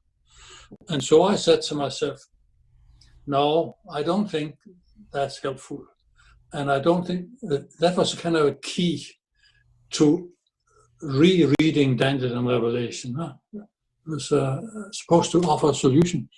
And I thought, well, if students can't spell it after a whole semester in this class, probably it's not a good key. So I have questions about rereading all of that and redesigning that partly biblical and partly historical doctrine. I don't claim that we have had it right all along. I mean, we've changed the Ottoman Empire and all that, King of South, and still fighting about that, by the way. Is it the Muslims, is it the Catholic? What is all of that about? So that I don't have confidence that we have it figured out, and I don't have really confidence that they said it figured out for time and eternity either. It was struggling, and I think I understand what he was trying to do. I think we talked enough about it that I would do that. And I think I have some appreciation why that was troubling to many other people there. And so that's, to my way of thinking, for Adventists, that's something that still has to be studied. I just read a book that somebody published on Daniel 11, 400 pages, and I thought, can it take so many pages to explain what was shown in that 10-minute vision? And so that suggests to me that probably we'll be studying that for years to come still. Haven't got it figured out. So yes to the first, not sure about the second of your questions. Were you at the actual meeting, October 27, 1979, the famous forum meeting that kind of spread around the world on cassette tapes? When I was in Avondale, we were called to work at Loma Linda, and by the time Des came here, I had moved to Loma Linda and served in the School of Religion there. Did you hear the tape later on? I think I did, but that's 40 years ago. I don't remember all of it, but I believe I did. I think it was widely distributed, and since I knew Des, I would have listened to it. Why do you think Neil Wilson was kind of really keen to draw a line under the topic and almost end debate on the sanctuary argument? There seemed to be some kind of political manoeuvring going on there. I don't think I've ever talked to Neil Wilson about that, so I wouldn't know. I was sitting next to one or two Australian church leaders in Glacier View. That's true. And you talk between the meetings and with the meetings. And I don't remember who they all were, but they were people I knew because I'd worked in Australia. So at camp meetings, and so I met all these guys. And I sensed in them a real deep concern of the divisions and hurts and stuff that went through, I understand, many churches in Australia over that issue. And I don't really know what particular positions each one of these people took in the confrontation in churches, but I heard from these people that it's very, very difficult. Their members, we are responsible for that. They're pastors, they're old pastors, they're young pastors. That means we have to think about the future. That's the next generation of pastors. How do we work through all of that without maybe understanding all of the fine points? That was a concern, and I didn't think too much about it at the time. I just remember there was a position there, and they were afraid. What do we do? And I only really began to get some appreciation for those kind of fears and concerns a few years later when I became a dean, and then for many, many years a college president. Black doesn't become white when you're president, but the task of dealing with them changes a bit, because suddenly you're responsible for thousands of people. Andrews University, I don't know, it's 3,500 students and 1,000 employees. If something goes wrong, whatever it is, a lot of people will be without bread on the table, and you are responsible. So you look at things not only theologically and theoretically, but how do you manage these things and help people get through it, hopefully with their feet down and their head up. That can be difficult. So I don't know how much that played a role. I'm just suspicious that if they thought a theological discussion would have resolved that, they probably would have done it. But I suspect they thought, no, that's not the way to solve these problems of membership and budgets and arguing and closing churches and all of that stuff. I'm guessing at this point. I'm just thinking maybe that was important. And for academic people, I remember from my years as president, they don't see that. oh, so it's either this way or that way. Come clean, man. Yes, but Yeah. it's either this job or that job. So Mm. how do I manage to keep the two of you in the same department if you're fighting all the time? Think about it. Yeah, Is yeah. what I would say to them. Very difficult. I like both of you, and I don't really want to have to make these impossible decisions if it can be helped. Yeah, exactly. And I still have very close friends that are very conservative, and some are very liberal, and we have lunch together. We enjoy each other's company. But once you start having a movement that's got to have political systems administered, it can be complex. And I don't think we Adventists have really faced potential issues like that. No. As our church is growing to now, they say close to 25 million plus the children around the world. We hear rumblings of conferences and unions that don't follow policies, and they do this and break away and this and that. Not for theological reasons, perhaps, but maybe sociological reasons or economic reasons. And I think there's a lot of that. And I'm not sure we have taught ourselves how to approach that.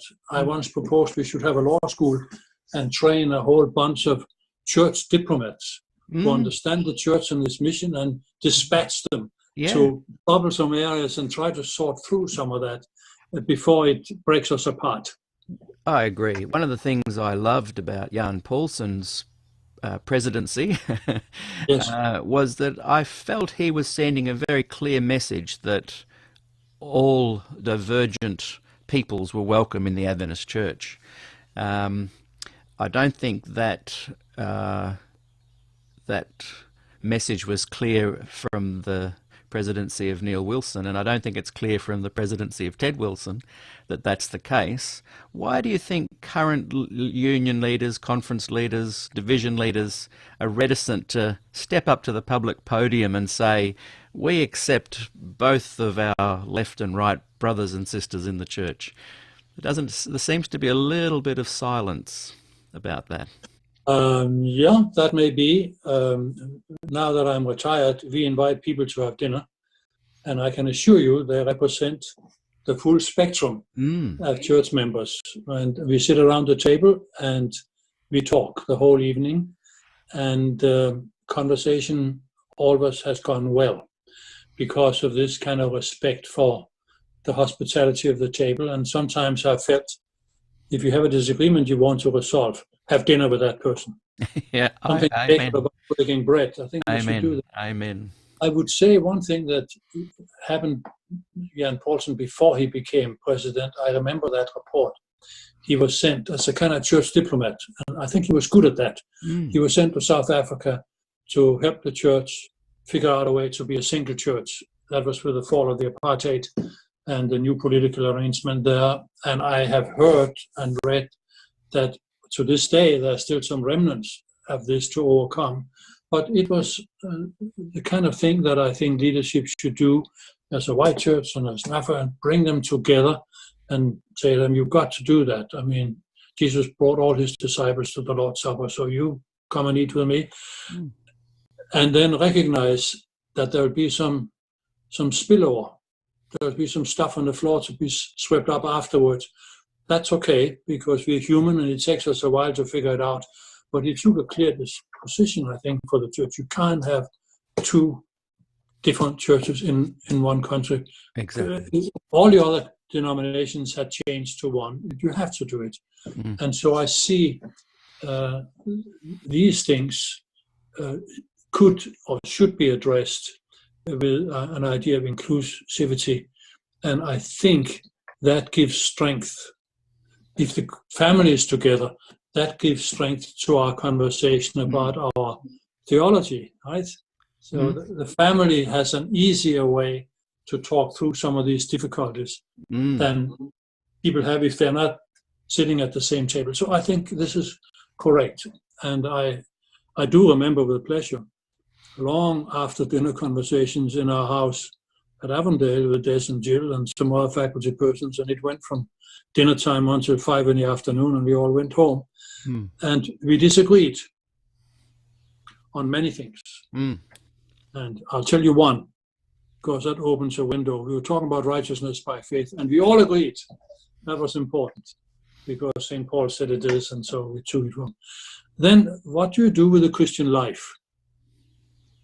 Do you have obligations or what? I said to Des, he was lying on the floor with a pillow under his head. I said, Des, what do you think about Christian ethics, like biblical ethics? Oh, I said, no, that's what you do, not what you believe. I said, yeah, but you have neighbors, you have to live with them. How about Christian ethics? I still think that's an important subject, hand in hand with righteousness by faith. I think so.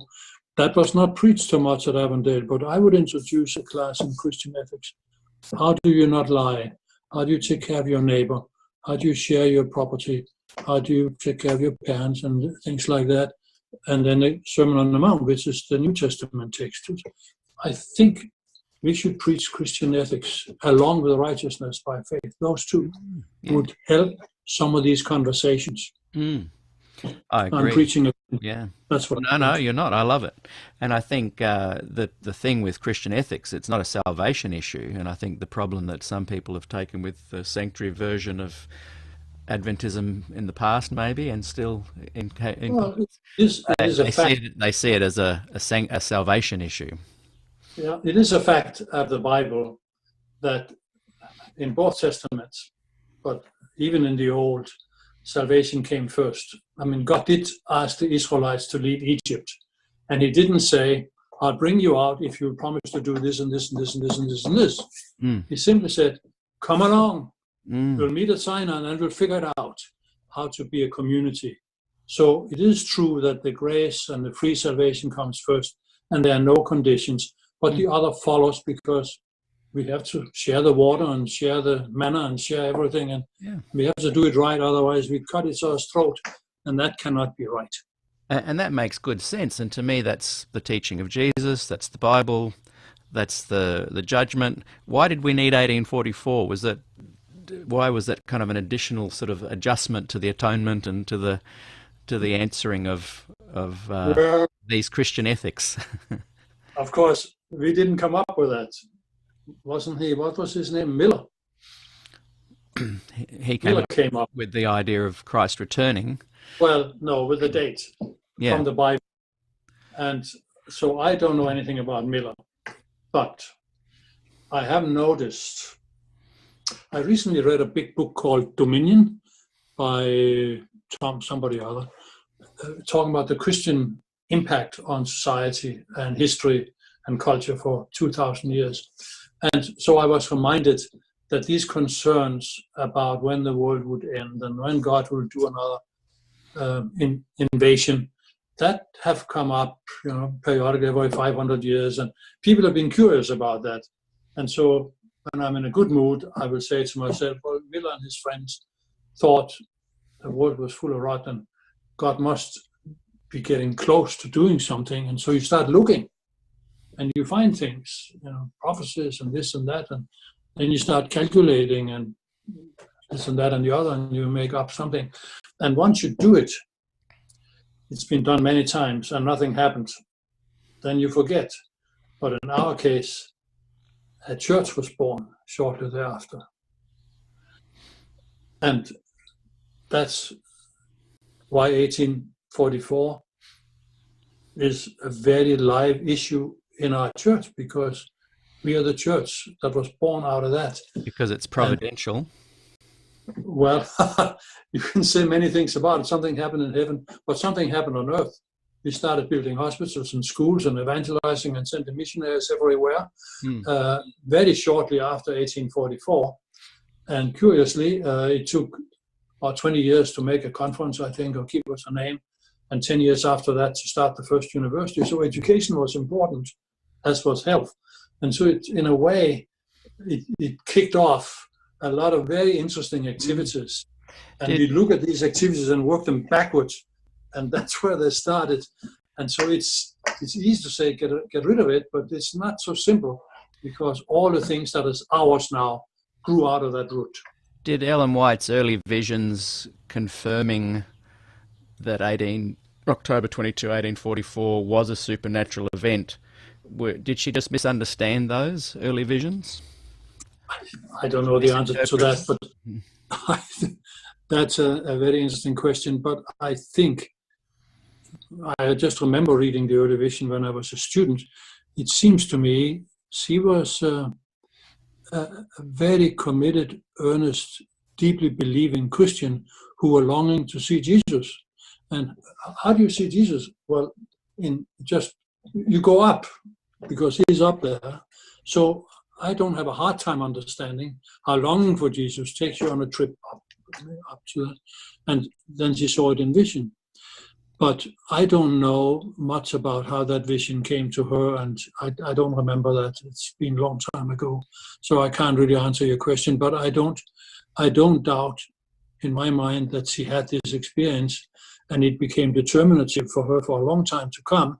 But as she got older and time was passing, she had to adjust to that too. I mean, her husband died, and her children, some of them died, and then she got old, and yeah, that happens. She adjusted, but she never lost the belief that it was a supernatural event in heaven that night. Yeah, well, is it possible to be? I don't have any insight into that. Is it possible to be a Seventh-day Adventist and just appreciate the providential nature of Adventism and not believe anything supernatural happened in 1844? Well, I once wrote an article on that because it troubled me, and this is what I suggested, and I don't think it cut any ice because it was published in the Adventist Review, mind you. But I got only one letter from the readers back saying something about it, positive as it turned out. But I was thinking about this: what happened in 1844?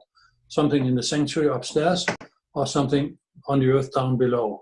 I think the first pioneers thought something would happen on the earth, and then it didn't. And then it said, no, actually it was supposed to happen in heaven up above, you see. So that was, I think, roughly speaking, the argument. And I thought about it, and I said to myself, curiously, when the sanctuary doctrine is first introduced in Scripture, in our Bible or interpreted by Adventists, but also interpreted by other biblical scholars, the sanctuary always had two poles, right? There's the heavenly pole and the earthly pole.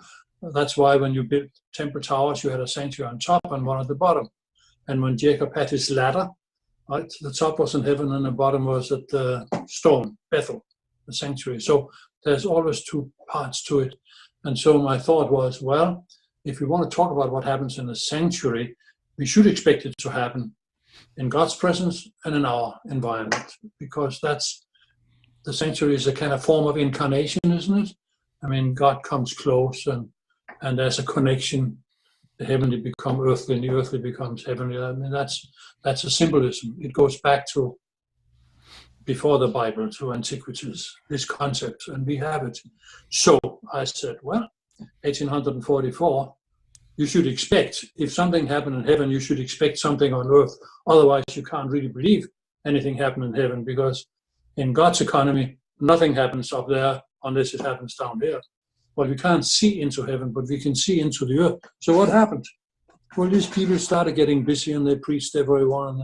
Then they started having missionaries going out. Then they started Andrews University. After a few years, with just a few hundred members or whatever they had, and no money in the bank, they started a university, which they said would be equal to the University of Michigan. That was a bit preposterous. But they started this massive, Battle Creek was the biggest hospital in the east of the Mississippi. I mean, it was a big thing. They started all this on earth. And we can say they were just clever people, or we can say, as Sister White said, inspired by God. That was his sanctuary activities, and he set us to the task here. And so I wrote that because I said, if you think nothing happened, just look around you and you'll see a lot of things happening beginning at that time. And someone wrote back and said, yeah, I see that. And the rest of them probably didn't see it and didn't make sense to them. It doesn't make sense to you, perhaps, but that was my offer on that topic. No, I agree with you. And I'm often told, and even in some, I'm looking at some of the with questions and comments, and there's people that would say to me, Peter, just, that was then. What relevance is to us now? And I get that, but for some reason, like the Mormons have wonderful churches and missionaries and health and family. But if I was a Mormon, I wouldn't be able to get that original false teaching out of my gut. I would just keep referring. That's just the kind of person I am. Yeah. And so in some ways I don't lean to either side. Like I agree that, let's just get on with it and follow a good Christian life and enjoy the education system and the hospitals and the beautiful camaraderie that Adventists have. But I also see the other side that are going, you guys are taking our church from us. We believe that something definitely happened. We believe in probation. We believe in that Sabbath is going to be a test of salvation. We're going to have the end time coming very soon. For them, they're very concerned about it. For the liberal, they're less concerned about it. For people like me in the middle, I can go, well, I can see why you're concerned about it, and I'm wondering why you guys aren't concerned about it. Not to form my own narrative, but just as an observer. I think maybe I understand what you're trying to say. I happen to believe that the Sabbath is a kind of test of our faith in God, but not in a sense that if you don't observe it, you go to hell. Or if you observe Sunday, because that's what you do, you go to hell. It's a test of our loyalty to God, because it's an invitation to spend time in God's presence. And if you don't do that, it's like saying sort of goodbye, I don't have use for you. But if you observe it, then you are inviting God's presence in your life on a regular basis. So it seems to me that I would not be critical of the Adventist emphasis on the Sabbath. A lot of people see that as a great blessing, and it's a spiritual blessing as much as a physical one. So I think that's something to be grateful for. Somebody once asked me along your lines, what do we do in, say, a church like our church, when you remember people, or the historians in our church are writing books, biographies, these old pioneers and forefathers and long ago, and some of them were Unitarians and some were Trinitarians, and some thought that the Ottoman Empire would bring the end of the world about, and they had all these kinds of ideas. And you could say, why didn't they think normally, like we do, out of the textbooks, not out of the newspapers? What was the matter with them?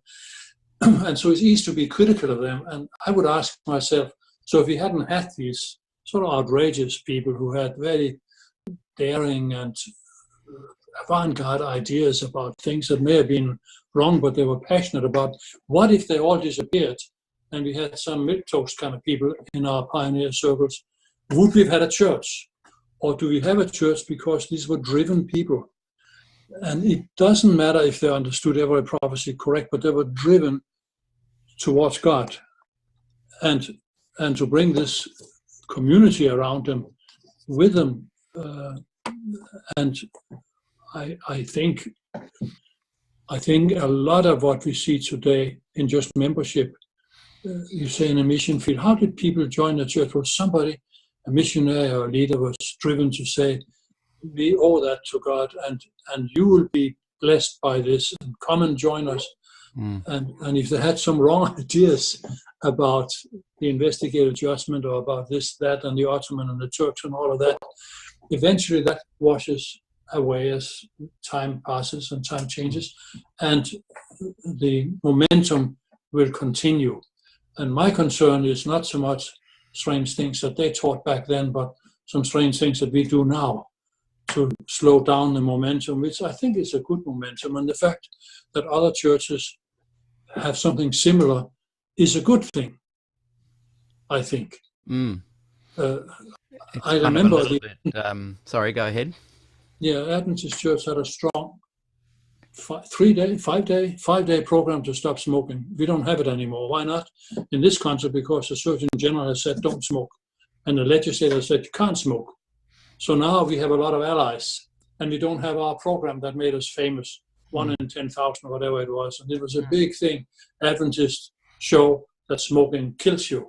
And now everyone shows that smoking kills you, and we should say, great. The more the merrier in these good causes. And I would say the same for health. I would say the same for education, and I would say the same for social services and mission services and ADRA. I'm glad we have 2 or 3 other big NGOs to help with this. And the fact that we have company doesn't make our contribution less valuable. Agreed. And I actually believe that often the ends do justify the means. We all grow from ignorance, and we all hopefully grow towards loving and caring for our fellow human beings on the planet. So I hear what you're saying, and I agree. I think that's a good point to always remember. And I think interesting what we were saying about Christian ethics and Des Ford's life. When you look at his whole life, he lived the life of a man that followed the Christian ethics, didn't he? Yes. So why wouldn't he include it in his sermons? I mean, he probably would. But as we talked in our living room that afternoon, he said, no, don't take me there. He probably wouldn't have, because people would have said, you are preaching works. Exactly. And I said, no, Des, it's not works. I'm preaching responsibility, Christian responsibility, as Jesus said, when you walk on the road and somebody asks for a coat, give him your shirt too, that kind of thing, which is, the Bible is full of that. And I think it matters that we pay attention to it. It concerns me that people coming into the church and growing up into the church constantly come to this wall, though, where, this loop I've been talking about, it's like, and again, the reason I have these conversations is to stimulate conversation in other circles and to stimulate a notion of, let's try and resolve this once and for all. And that's a naive view, of course, but at least having a conversation is an honourable desire to see some kind of healing and restoration and rejuvenation and reinvention. When Des was, about to kind of sign off on I think it was the 20-point document, at the last minute was thrown in the 10-point document that you mentioned. Dr. Norm Young was one of the 6 or 5 contributors to that document, and that was really the nail in the coffin for poor Des, because he was willing to agree with the 20-point consensus, but obviously the more drilled down points that were raised in the 10-point document, he was unable to sign with a clear conscience. So that indicates to me that, again, at a political level, there was a real desire to kind of to squeeze him out. What were your thoughts on that? Well, because you were there. Some people are asking, were you there? And we've established, yes, you were at Glacier View. I was there, but I was not part of the production of these documents. I've heard other people talk about it, that there was a big document that might have brought parties together, and then it was rewritten in the last minute to another document that there was no agreement. I do not remember or know. I probably knew at one time to make a responsible comment on that. I just don't know. I do remember walks the days we always walked along Door Creek. And everyone talks about walking. Here's the walk and talk with Des. In fact, my theory is that if he hadn't walked, he might not have lived so long, but he wouldn't have had so many disagreements, because he walked with the brethren and they came to speak to him, and he walked fast. I don't know if you knew that. Yes, yeah. So you had to be in good shape to keep up with him, and he talked at the same time. And I think the brethren could not talk and walk. So he only talked to them and they listened, and they got more and more annoyed. So walking is maybe dangerous. In any case, I think that in some of the walking conversation I had, not particularly with Des, but with friends, Des and other friends walking together who knew each other from the past, there was a desire on the part of his close associates, and Ed Heppenstall was there, by the way, and he made comments too, that Des had had lifted the bar of what he expected pretty high. I wouldn't say he was wrong. I'd just say, I mean, he had expectations of what he could agree to. And I think there were some other people who thought, well, do we have to sort it all out here? And one of them, I think, was either Ted Heppenstall or another one of these people said... I think yes. Johnson thought that too. I don't know about Johnson, he was there, but when they ask you a question, try to answer it, but don't preach a sermon, because then it becomes complicated. So there may have been something in the just conversation and communication that was not favorable towards bringing minds together. In fact, I think you may stand back and say, well, the two sides were too far apart. There's a limit to how long a bridge you can build by words. So that may be, I don't know how to answer that question. But I think if there is some distance and people are not hearing each other, I would have thought at some point a mediator would have been helpful, perhaps, who could say, what is it really that matters to you? Why is that such a concern to you? One time when I was working in Loma Linda, there was a big fight, not about theology, but about money, which is about as serious as theology, between an academic director and a business manager. And they just shouted at each other. They could not see eye to eye, and they thought one of them had to go. And somebody came to me and asked, what do you think? I said, I don't know, but if you give me 2 weeks, I can probably figure out. And I would do shuttle mediation or shuttle diplomacy. And in that case, there was a point at which both could stand. But it may not always be the case. I think this meeting was too big to create that sort of thing. And I think it could have been structured maybe that way. And even if it had not worked out to bring the sides together, I think the two sides would have understood the other side better and would have been less inclined to spend the next 40 years taking shots. I mean, sometimes you have to leave each other because it just doesn't work. But hopefully you can leave with a mutual understanding of what it is that bothers the other side. And whether that could have been done, I don't know, but that's the method I would have proposed if I had been invited to participate in those discussions. Yeah, I do get the impression from chatting to Norm Young and to Pastor Bill Johnson on this series that they too would agree with you there, that there could have been some mediation and also maybe a little bit of a desire to go a little bit slower.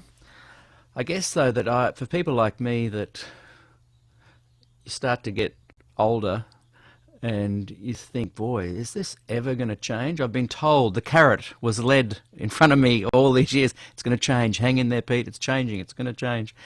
And then it's actually not changing. And when I see this divide between the two that we just spoke of, are they any more ready to come to some of these conclusions than they were back in 1980?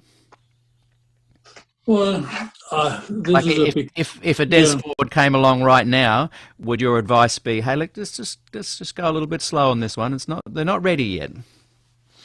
No, I wouldn't give any advice to that, but I would observe that I think if history continues, there will be other theological discussion. And this business of ordination has gripped the church, ordination of women, but it has not had the same impact on our shared faith like the 1980 discussion had. It's more of in some ways, it's a policy issue that has got some theological interest, but even those people who are dead set against it, they just don't like women in the pulpit. I mean, I don't think I've heard cogent argument why this is a bad thing for the gospel. No. Jesus would not like that. I've not heard that. So, but there will be these, and there will be others that will come up, and they may come to this. There are other ways in which issues like that sometimes find resolution, and that is by neglect. I mean, they just don't carry the weight until somebody pushes them very hard in somebody else's face, and then you have to respond to it. So there's subtle changes happening in the church, and in some ways they're not any better, because they can happen by neglect, and we are all the worse for it. But I also think there are likely to be some more organizational challenges in the church. I mean, just look at the statistics. Where are the members? What are they thinking? Where are they not? And what will that do to keep the church in balance? Where is the money flowing? Now, I remember 50, 70 years ago, every spare dime available in the church coffers would be sent to the mission field, because we had to finish the work before Jesus could come. The last financial decision I have read about in the General Conference, other than the virus decisions, which is going right now, but the last one was, no, we need to keep more percentages, more millions of dollars in the home field, because we're falling behind. And the mission field can grow without our financial aid. That is a completely new way of thinking about church money. And it's not because we're mean or evil, it's because the way the Spirit moves the church, the members are no longer where the money used to be. The members are where the money is not. And so we have to deal with that. And I don't know if that change has yet soaked in.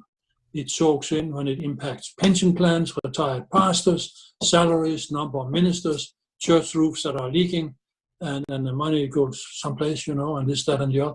When these pressures come, then suddenly we may have to have a glacier view on just how to organize ourselves and fund ourselves responsibly and take care of all the children in the church, wherever they live.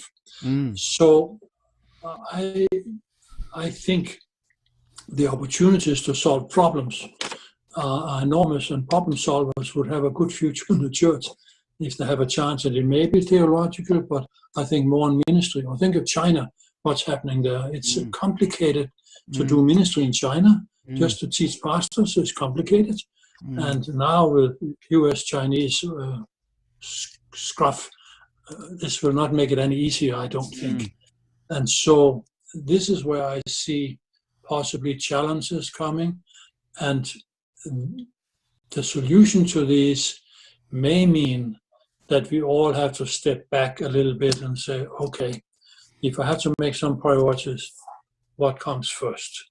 And I may not to get to number 5 or 10 sometimes. And in theology, I think for a Christian, the gospel, the cross of Christ, has to be put on the top. And the rest has to shake up and shake down until it fits in.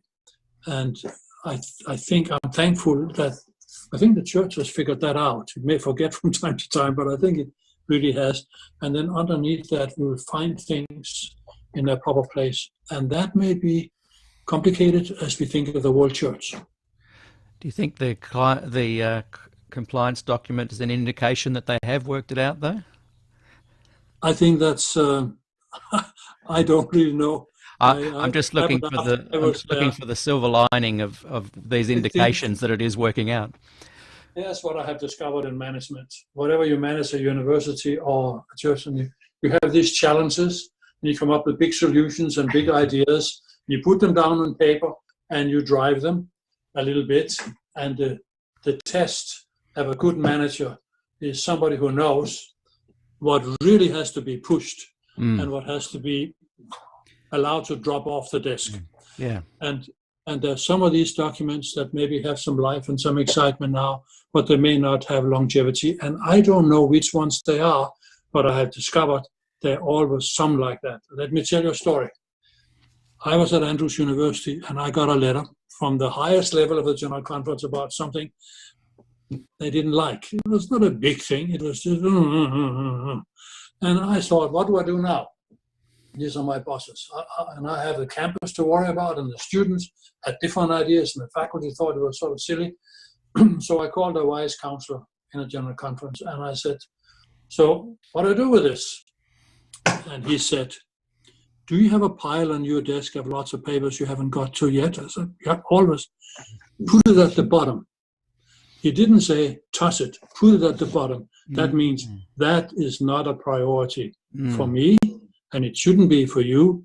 And so I put it at the bottom, and there it still is, and the thing went away. So some things we have to allow to go away, and a wise manager will discover pretty soon what has currency and what does not. And I would not be terribly surprised if some of these documents either morph into something else or just in the excitement about finding enough money in the COVID-19 economic setback, maybe we just don't have time to worry about that. Yeah. We get stuffed off to the credenza somewhere in the back. And that is not an altogether bad way of solving some problems. And can I say, one of the things that I greatly respect about you is that is how you led your team, your staff at Andrews, and the way you did that is very commendable, because so many people who have had an Andrews experience have benefited from the influence you have had over Andrews. So I just wanted to throw that in there, because I'd hate for people to think I'd hate for people to think that I might be asking some hard questions. No. With that, I greatly respect the model you talk about for the Adventist Church is how you lived your life in your career. And I think that's a great model to follow. It's of course not only the church; it is life.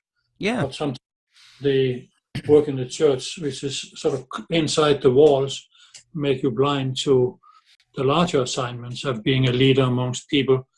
But I've discovered that church issues and solutions to church problems are not dissimilar from the way they appear outside. Certainly in education. What happens in higher education in North America will be on Andrews campus within 6 months.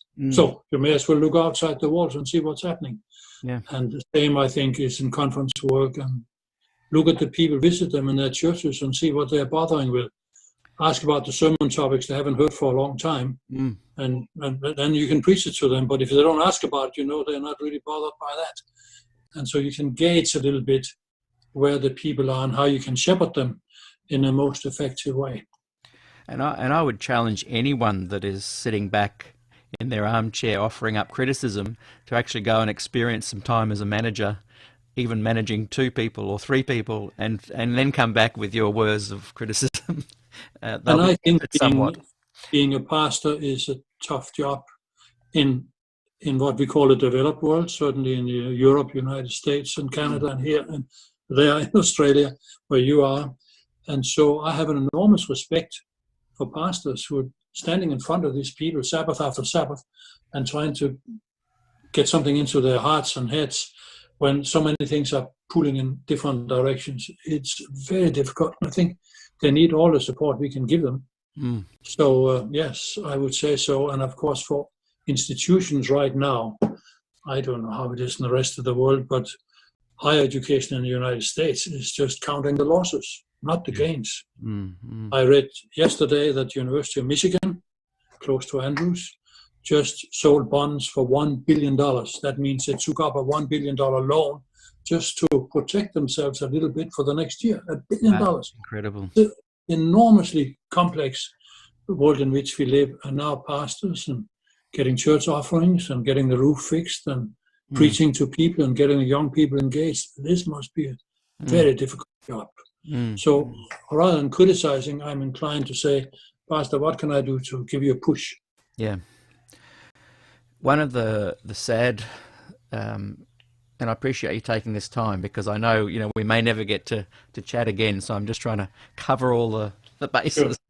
Sure. One of the things that I think wouldn't happen now, but did happen post-Glacier View, was as ministers were fired, defrocked, statistics show and studies have revealed that a way higher number than normal Adventist ministers left due to the Glacier View outcome and the treatment of Des Ford. These guys were kind of pushed out, forced to resign, resigned in disgust, were fired, and there was no follow-up for them. There was no, how are they coping? Are you guys okay? And I've discovered in doing this series many Adventist pastors who left at that time who are still reeling and still feeling the pain and the hurt. Were you upset emotionally at that time when you saw all this purging of Adventist pastors and their families and their children? Did that concern you at the time? Yes, because some of them had been my students. Mm. They were the senior students, so they became pastors after Avondale, and this happened a couple of 2-3 years after, and on. So I actually remembered being told about some names, and I recognized them from my classes, that they lost their position. I think there were some in the United States also who aligned themselves in different ways. And I have heard from some friends from Australia who know many more than I knew, who have been deeply grieved over that. So that was very sad, and I don't know enough about who they were, how many there were, and the processes followed to offer an opinion about how it should have been handled. I've been in the management too long to try to second guess that. But two things. Historically speaking, there have been breakups in the Christian church. It's not an Adventist thing. And there's been in the Reformation was not only the Lutheran one or the Swiss one, there were reformations in the Catholic Church before that time that led to divisions and departures and anger, and sometimes years ago, and actually wars. The 30 Years' War was fought over something like that.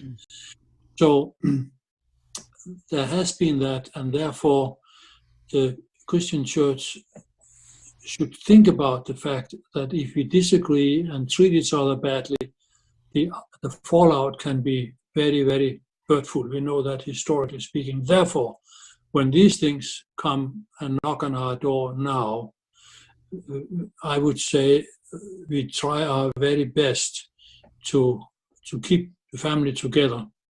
And if we can't, then we try our very best to help them land in a place that gives them more comfort. I would not be so naive to think that we can talk our way out of all disagreements. I don't think so. It doesn't happen in business companies and in human services activities, in politics, in education. In these places, sometimes it's just the best way for everybody's mental health is to have a parting of the ways. It even happens in marriages, the people who love each other. And so what do? Start a 40-year war after you divorce, or try to, for the sake of the kids, to do it in a decent way. So not to be naive about it, but then when it does happen and you don't find a way out, there are things one can do, I think, to be as helpful to people who are caught between what is most important to them and what is not important to their supervisors, as the case might be. And I think in a church, just like in a family, you have to think about the children a little bit. It does matter what happens to the parishioners. Yeah. And that concern or that burden falls sort of equally on both sides, I think. I mean, both have a concern. Very good and point. So I think probably, hard as it is, cases are individual and probably should get some individual attention. It's the same when you have a department, an educational department in a college or a university, and things don't go well in the department and students are damaged. So what do? You reassign or push away, and sometimes you say, well, your contract has to end. I'll help you find something else. This is something that does happen. Whether it was done the right way in Australia, I don't know, but it sounds like it was rough. And I feel badly for that. There should have been a way to do that in a more understanding fashion. I think I think as well. I think people who understand faith, what is it exactly? I mean, it's not just a bunch of doctrines. Personal faith is something that's deep inside, and it's not unrelated to questions and doubt its assurances in spite of those things. It's a very strong and personal experience to go through that. And I think people for whom faith is personal that way are more understanding towards those who are caught in that kind of a disagreement. So I think, like people, and I see it in the comments, people are saying things like, well, I didn't have any nightmares about probation when I was growing up, and let's kind of not talk about 1844 because we've got more important things at hand to be dealing with. And I agree with all of that. But when you said about it's the children and the families, that's what really touches a nerve with me, because as an observer, I go, well, okay, well, let's not talk about 1844. Let's not talk about probation closing and those that do have nightmares over it. And let's just get on with life and be nice and happy about it and focus on other important things. I'd be happy to do that. But as an observer, I notice that because of these very things not being addressed, the church just comes back to a wall again. There's a collision. And again, there's people leaving, people being hurt. So I don't want to put my head in the sand, but I do love exploring the ideas that you're presenting that offer, in many ways, solutions for a way forward. There is a kind of an issue, I think, for Christians, certainly Adventist Christians, who have a hope for the future, and that is, how do you become part of that? And how do you lose it? I mean, I think that's probably why this business of the judgment, investigate, you have to figure that out. So you investigate who are on God's side and who are not. And there are the stories in the Bible of the angel giving crosses on people's forehead and so on. So I understand how that gets started. And you may say, there's no way we can extricate ourselves from that. And that will always be a burden, and people will rebel against it, and some people will embrace it and use it as a weapon against somebody else. Well, I don't know. I mean, I'm thinking of the German Reformation, which I grew up with the consequences of that in Denmark. They had this purgatory thing. I mean, it was an awful thing that the church were taking money from people to get their relatives out of the frying pan in purgatory. I mean, you'd say, can a Christian church survive that kind of mismanagement of people's lives? And Martin Luther said, he laughed at it and said, no, it's nothing to do with anything. But it was deeply ingrained, and for 200 years, people were still worried about if they'll go to heaven or hell. Maybe not purgatory, but heaven was still there. Yeah. And it's only recently that most Christians have figured out that probably that's not the way faith is driving us. And therefore, I sense that the younger set, and everyone, of course, gets older, and then there are other young people come. There will always be young people. I think they're saying, we have figured that out. Yes, there is responsibility. Faith, there's cheap faith and costly faith. What did you say, Martin? Dietrich Bonhoeffer? And faith is not cheap. It is expensive. There are obligations that go with a Christian life. And we have figured out that, yes, there are these ethical and moral obligations, but we are separating that from the, what should I say, dispassionate, disengaged activity somewhere upstairs that can surprise us by suddenly ship us off to purgatory or to some other place. The Protestant, the Lutherans in Denmark, long ago figured out that it had to do with the way they understand the world. And the purgatory is not underneath the surface of the earth, underneath this mountain over there. So that conceptual thing changed, and then it became part of their life, their moral life. And I don't hear any Lutheran in Denmark talk about purgatory, but they did 200 years ago or more. And I think the same thing will happen. Responsibility, which is judgment. I mean, this is part of the Christian life, but the fear that makes you go to bed at night scared that the angel will come past with the wrong kind of in the middle of the night. I think we are growing out of that. And if we don't push it back on them, but encourage them in their faith, I think they will say, thank you, Jesus is my friend. He's given me a way to live my life responsibly, but trusting in him. And forgiven when I blunder, which we will all do all the time. That's the pathway which I think is opening up. It has opened for most Adventists, I think, most. But there are some that linger, and I think it will open for them as well. Maybe after 2 well-placed funerals.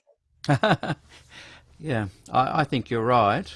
I think, and I'll just, because we'll wrap it up soon. There's a few questions that people are asking here. I'll just kind of throw out at you, but I think you're right. But I'll just add a comment that Peter Mashenko has written. I don't know why thoughts on what might have happened in 1844 should have anything to do with our faith, if faith is defined as trusting God and Jesus our Saviour. And I agree with that, and people will agree with that sentiment. But when my little girl comes home from school, when she was just turned 7, and she's saying to me, "Daddy, at night, I can't remember some of the sins I've done. Will I get into heaven, Daddy?" And I've not been teaching her that. And I haven't really seen that kind of Adventism until recently rear its head again. That does concern me, and that puts me in a position of going, well, I think this should be talked about. And then she said to me, what is sin? No, you're right. And if she learns that in school or Sabbath school or whatever, then the community should to bring that up. I fully agree with you. In fact, so I think it's important to go, well, it's the concept and the principle is that 1844, whether it happened or didn't, I get that it's about Jesus. But when people are pushing a certain belief that they have surrounding 1844 and their version of the sanctuary and the investigative judgment, and it starts impacting on my little girl, well, then I do think it's a relevant thing to question. Yeah. Well, there's parental responsibility, and a date in history that started the movement should not be a frightening thing. It's like the American Declaration of Independence. I mean, it started the country, and people did some pretty stupid things in those days. So right afterwards, they had slaves. It was terrible. But it started a country that eventually got rid of slavery. There is a text in the Old Testament that is worth contemplating. It may contain the earliest confession of faith. And it tells a story about a man and his daughter or son going to the sanctuary to worship God with an offering. And as they come to the altar, the child says to the father, "What in the world are we doing this for?" And the Bible instructs the father, when that happens, drop your gift before you come to the altar and talk to your child, and this is what you must say. And then it quotes, "A wandering Aramean was our father. And he went down to Egypt, and God saved us, and God brought us into this land, and God gave us his promise, and here we live, and that's why we do these things." That may be the earliest confession in God that exists in the Bible, like a statement of belief, the earliest one possibly, and it's mentioned in Deuteronomy. And it puts a kind of a burden on the parents to make sure that the kids don't misunderstand the offering, which is feeding God who is hungry. So whatever people thought in those days. No. It's a story of a pilgrim, a migrant, our forefather who came from this country, and he went here and went there and went this, and here we are now, and that's why we do it. I think this kind of confession of our faith, 1844 we got started, and this happened, and we are here, and that's why we do these things, may help the young people understand that we're part of a history that has responsibilities and has promises coming in the future. I don't know if that's useful to you, but that was an instruction in the Bible. Yeah, I think that's... So don't say your prayer with your daughter before you explain why we pray. That's exactly, really what it's saying. Oh, yeah. And I was able to have a good conversation with her about it as well. Yes. So, Andrew Skeggs writes, "The pioneers were imperfect yet driven." That was a comment you made, and what a great insight. And then Brian says, "But Catholics would say a great movement arose out of St. Peter." I wish SDAs could acknowledge their history is centred on the cross, the firmest foundation. Well, we would agree with that, wouldn't we? Mm. St. Peter means one of our heroes. Yeah. Graham writes, why is there still such animosity towards Des? Well, is there? Well, I had an email to me. Sorry, I've not heard it. Yeah, I've fielded several emails almost daily, calling him, an abomination, that he was influenced by the devil. And these are not from people that are just conspiratorialists. And if you look on YouTube, you'll find lots of people that are, speaking not so kindly towards him. But they're also not speaking kindly of the One Project and other people that are perhaps presenting a more Christ-centered focus. I've always thought that Christians should be courteous and not just right or strong. Yeah, And that may be a sin we should ask to be forgiven. Yes. I think that's a very important point. Kindness, courteous, civil. Another question.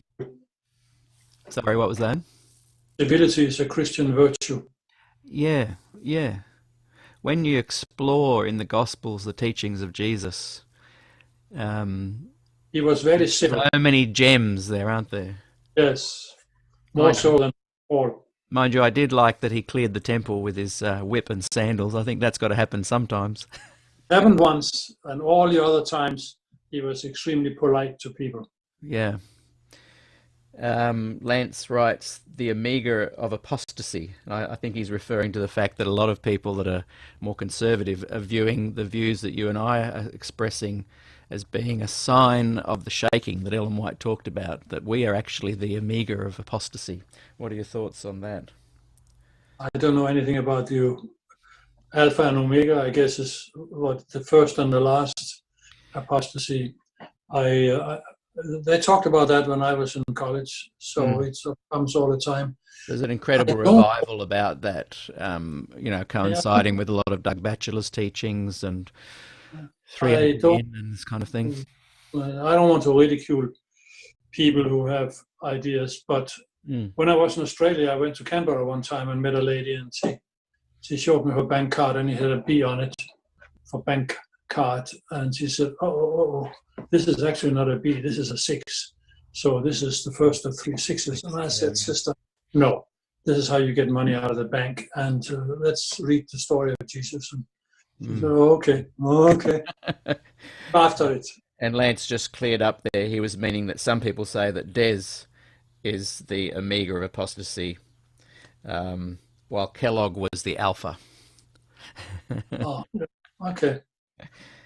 Graham has said, last generation theology is on the comeback. What do you have to say about that?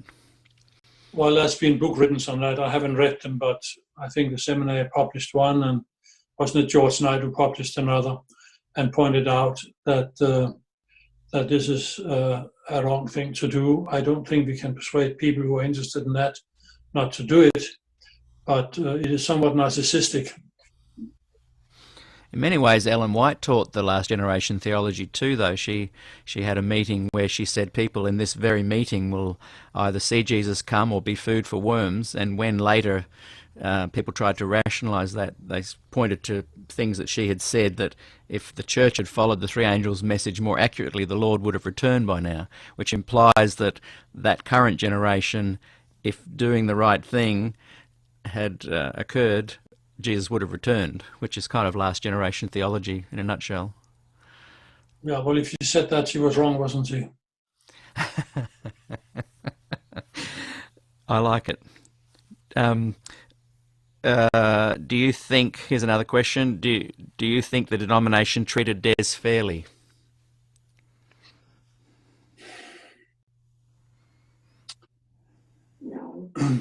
I don't think it treated him kindly. Fairness is like a legal perspective on things. And I'm not trying to, he did, she did, to try to count up the things we've said about each other and done to each other in a way. So I don't really have a good way of saying fairly. I think I would probably not want to express myself on that, but I think a lot of kindness and courtesy and consideration was lost in this exchange.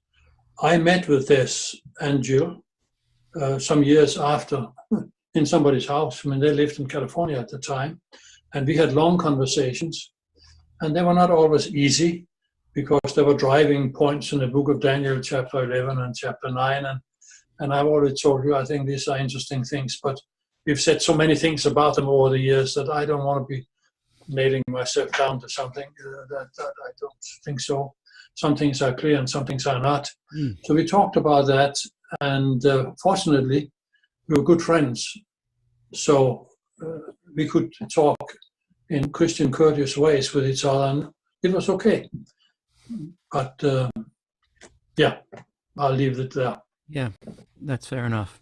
What do you think the official basis was for Des being fired? What was the official statement on that? Well, that is written someplace, and I don't know what it says. There must be somebody who wrote him a letter of his discontinuation, and I don't know if it came from Washington or from Australia. I just don't know. Yeah, we might be able to ask Jill to... Somebody would know that. Yeah. Yes. Just going through a few questions. I think you raised earlier about the 1983 meetings with Des. Can you just unpack a little bit more about, because you were there, what I think you mentioned earlier that Jill had raised with you. What were those meetings, and were they designed to try and get Des to come back to the church, were they? I couldn't say that, but I was invited to one meeting.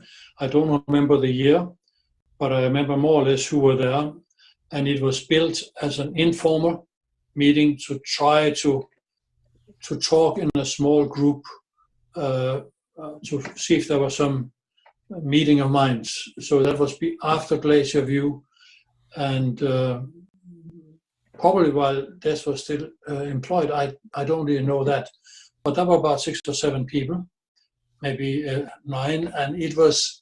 Do you remember who was there? I'm sorry? Do you remember who was there?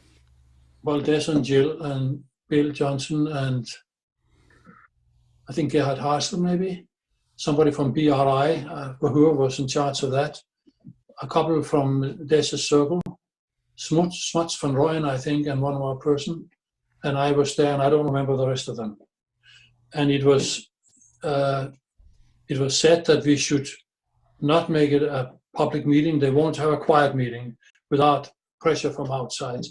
And what struck me, and I never found a resolution. So we all promised that we would go to the meeting place. I mean, I promised, and I kept my promise.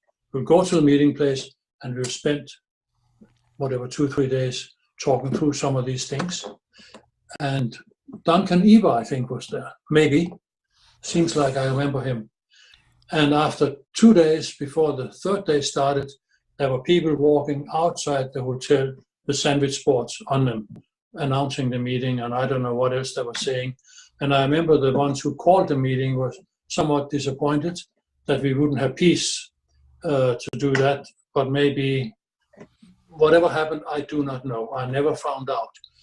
And it was that meeting at which somebody from the General Conference said, well, we can start on one area where we all agree, and that is the message of righteousness by faith that Des has preached about is one that the Church General Conference we agree upon. And we all nodded as I had a call and said, yes, indeed.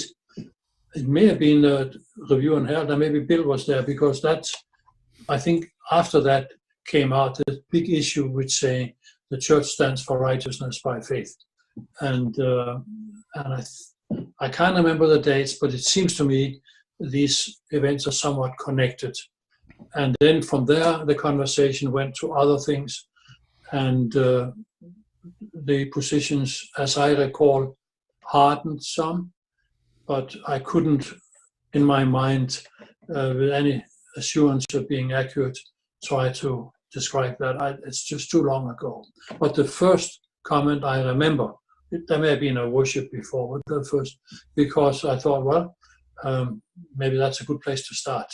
And I happen to think it's important because I must confess that of all the people who talk to me about these days and Desmond Ford and what he has done and so on, the people who have expressed the most appreciation and the most alignment have been people who talked about that topic. Justification by faith, righteousness by faith, grace in our lives, and the assurance in salvation. This, more than anything else, that's what I've heard back. That Very ongoing few legacy. talk to me about, yes, that's what he'll be remembered by, I think, by this group of people. The other thing about how to interpret Daniel and Revelation and the sanctuary in heaven and all of that, I have not heard too many people bring that up, but you just said in Australia that may be a little different because they were closer to it. So I'll accept that. Right. Did you hear Elders Eva and Spangler give an apology to Des and Jill as to the way Glacier View was handled?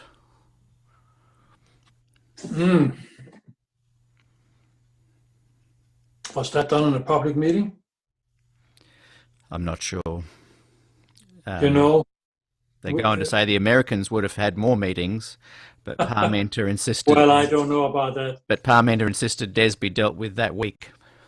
The only thing I can say to you in response to this is that now that you mention it, it does seem to ring a bell way back, but I just don't have a clear fix in my mind on that, and I'll have to leave it at that. But if somebody has evidence of that, I would say I'm not surprised.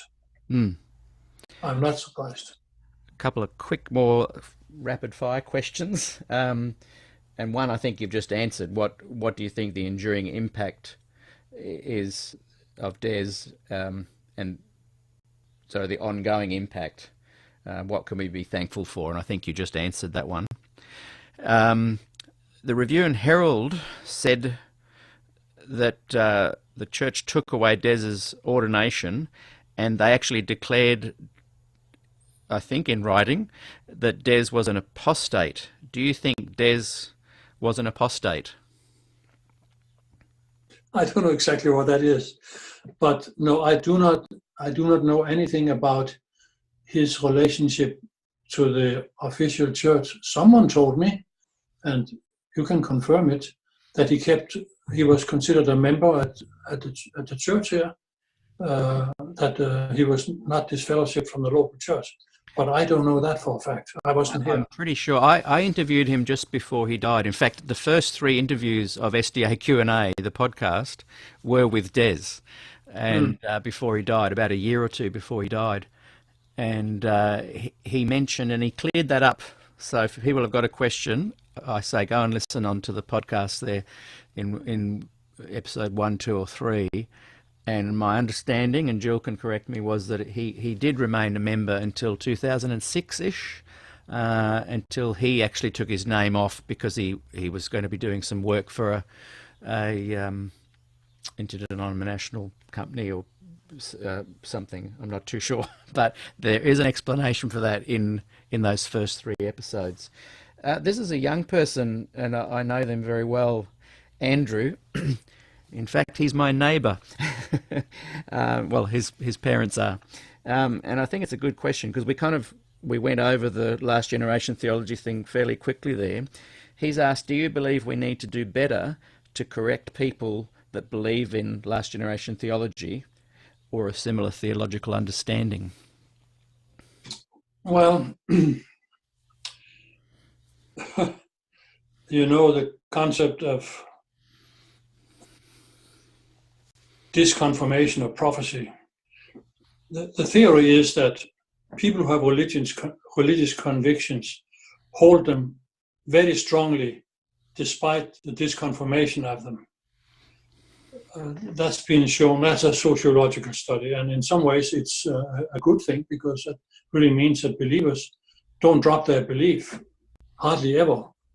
There are exceptions to that, but many just keep their belief. So if someone believes very, very strongly that this is the last generation of Christians or Adventists or human beings to be alive in the world, or whatever that doctrine is you're talking about, if they believe it very, very strongly, how do you correct it? I mean, you can say, not in our church, not in our publications, you don't write it. You don't write it in the newspapers and attribute it to us, Adventists. But to take people's conviction away from them, no matter how strange it is to us, is very, very difficult. And perhaps painful as that is, it may be a good thing, because we don't want people to come to us and say, we don't think your belief in the Sabbath is really worthy of anything, so we'll take it away from you. And we would, no, that's not to be taken away. So if we claim for ourselves the right to follow our convictions, which we do and always have, religious freedom is really important. Our teachings as Adventists is important. That's what makes us. Then we may suffer a little bit by allowing others to keep their faith, even though we know it to be wrong, or it bothers us a lot. We cannot stop talking about it, and I would say we use teaching rather than political power to change that, I think. And I think that's what we do probably by publishing articles and books saying, wait a minute, this is not part of Adventist faith and we should not go there. But how to stop it, I don't know. Yeah, I agree. I think that's a good way of looking at it. And I think what is concerning the younger people is, as they watch the compliance document gain teeth, they're a bit concerned with the idea of, well, who decides what's on that document? There's 5 or 6 things on there now, but who's deciding that? And I think that's the great thing that Ellen White saw. She didn't want this kingly rule over the Adventist Church. She wanted to break it up into the unions, and I think if the top level leaders followed that, I think the church would benefit. I sort of agree with you on that, but I know I don't disagree with you on that challenge and how people feel about it.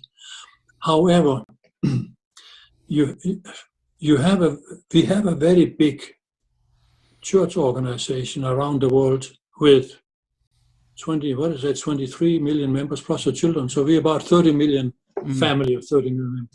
There's going to be a lot of different ways of doing things. I agree. Holding elections, different ways of using money. I know a little bit about that because I used to travel for Andrews and a general conference, and I know there are places where by mismanagement, millions went down the tube. Maybe not deliberate, but carelessness or mistakes or self-centeredness. And so there are Look times... at Davenport. Well, yeah, I don't even remember that hardly.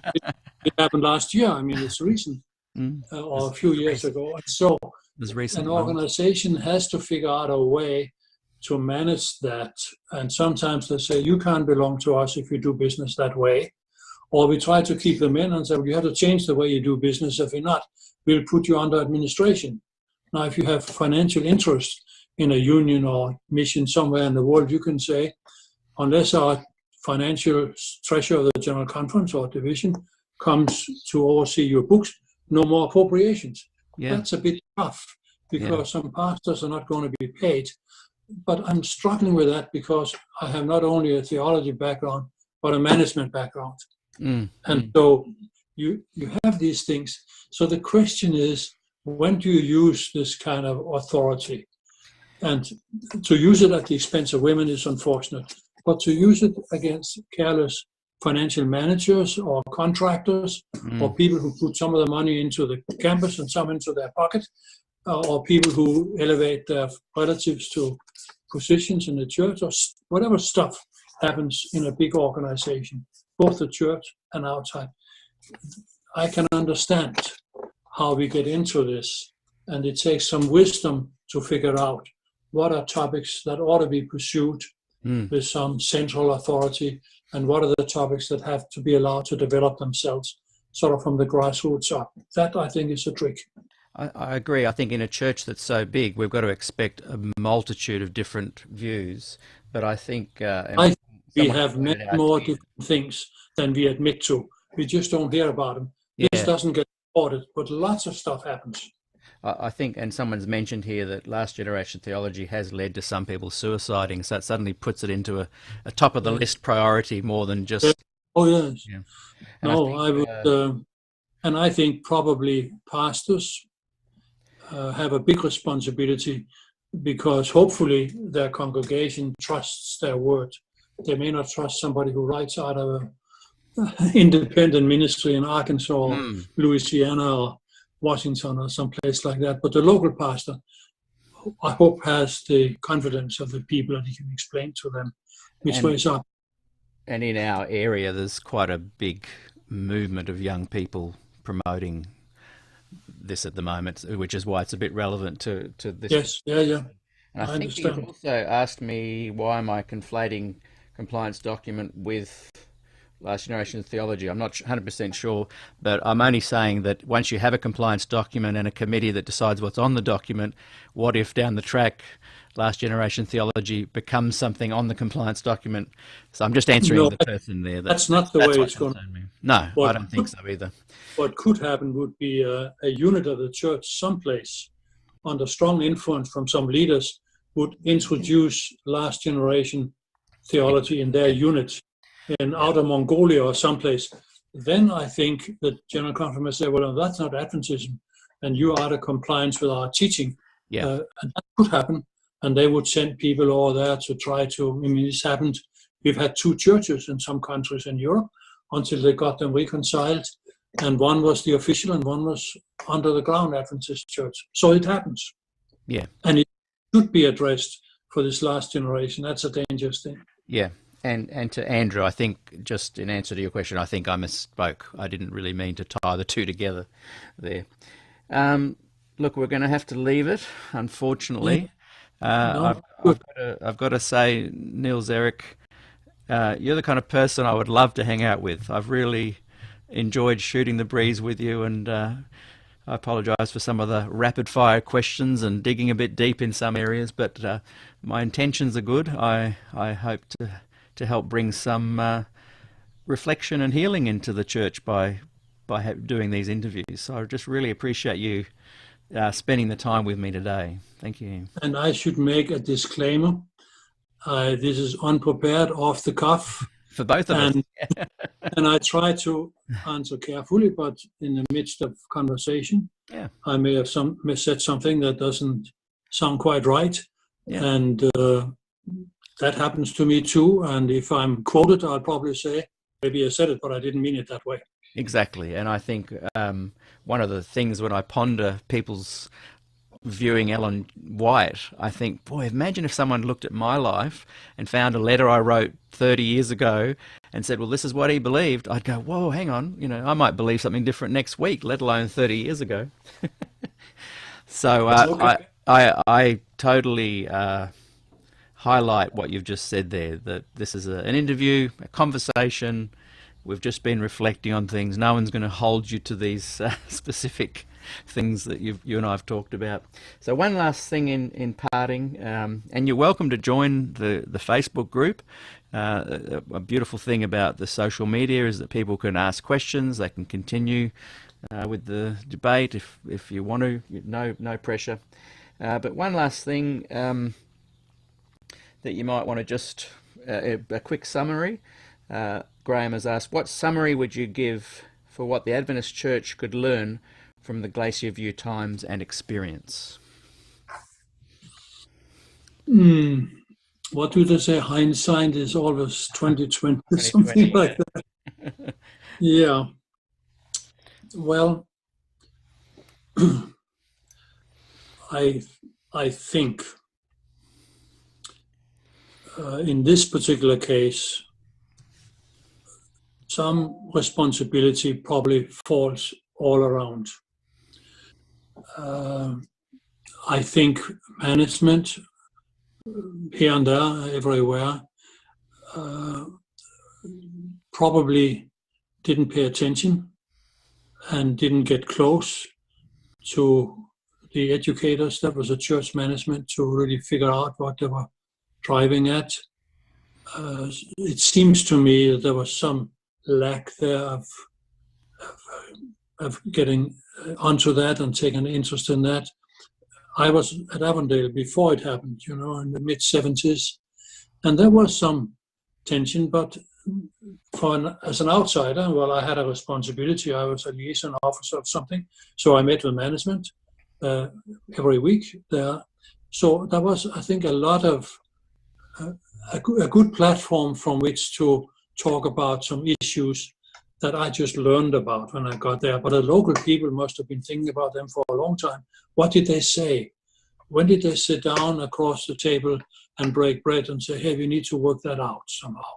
So I think catching something early on, having conversations, especially breaking bread together and making it that kind of conversation before you have trials of public things. So I think would be good. Secondly, I sometimes felt when I was there and elsewhere where I had been, say Andrews, when you're an administrator like a president, it's your job to explain the wishes of the board to the faculty and to express the concerns and issues of the faculty to the board and the users of the school. So you're a kind of translator, right? And I felt sometimes in my administration here that some of that was missing.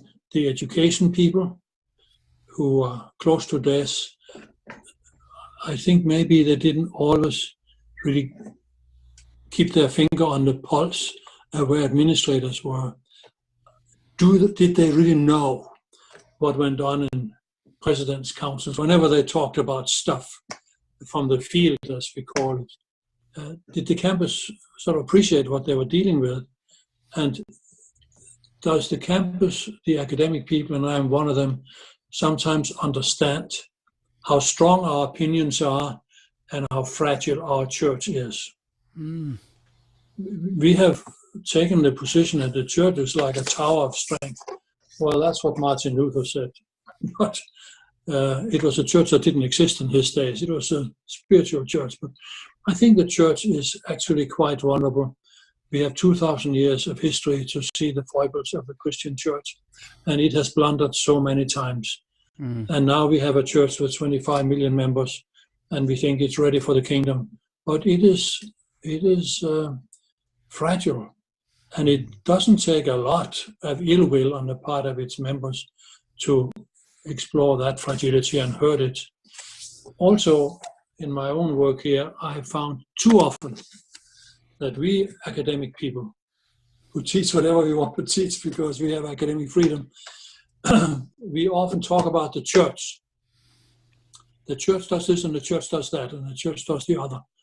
And I've taught people at Andrews and Walla Walla and wherever I've been, listen, we are the church. It's not those guys in black suits in Washington. We are the church. So it's the church in first person, we. And when we say it should do this and should do that, then, well, we should do it. We should be part of doing that. That posture makes it a little easier to solve these issues before they blow up. And then we back into our corners, and the more we back in, the further we are from each other, and then we don't talk anymore. So these two things, administration trying to reach out and understand what makes academics tick, and administrators understanding how fragile the church really is. And we just can't pontificate and expect that it doesn't matter. It matters a lot how we do it. So that's what I would say, and that should have started 10 years before Glacier, probably, when I first got to Avondale in the early 70s. And I was not aware of it. Dr. Niels-Erik Andreasen, Boy, there's some gems of wisdom in the last few minutes there you've shared. I really appreciate that. And throughout this whole interview, there are going to be people saying, can we have a transcription of that? There's some really wonderful things that have have come to light from this conversation. We really appreciate it, and I hope I can get you on the program again down the track. We're not going to always be chatting about Glacier View down the track. There's all sorts of topics that we talk about. I'd love to have you back. Please give our regards to our many friends at Avondale if you live around there. I do. I see. In fact, coming up next is Lyndon Rogers. He'll be yes. on it in about 15 minutes. So there'll be a quick toilet break for everybody, and then we're back on with Dr. Lyndon Rogers at 2:00. So in 15 minutes. Yeah. He was my host when I was there last. Yeah, really. I'll say hello to him for you. Special greetings to Jill if you connect with her. She's been watching. Oh. Yeah. Now I'm done for. Not at all. She loves you. Should have given me fair warning. I would have been much more polite. No. I love authentic, honest, open conversations. Okay. Warts and all. We love each other. Yeah. Right. Okay. Thank you so much.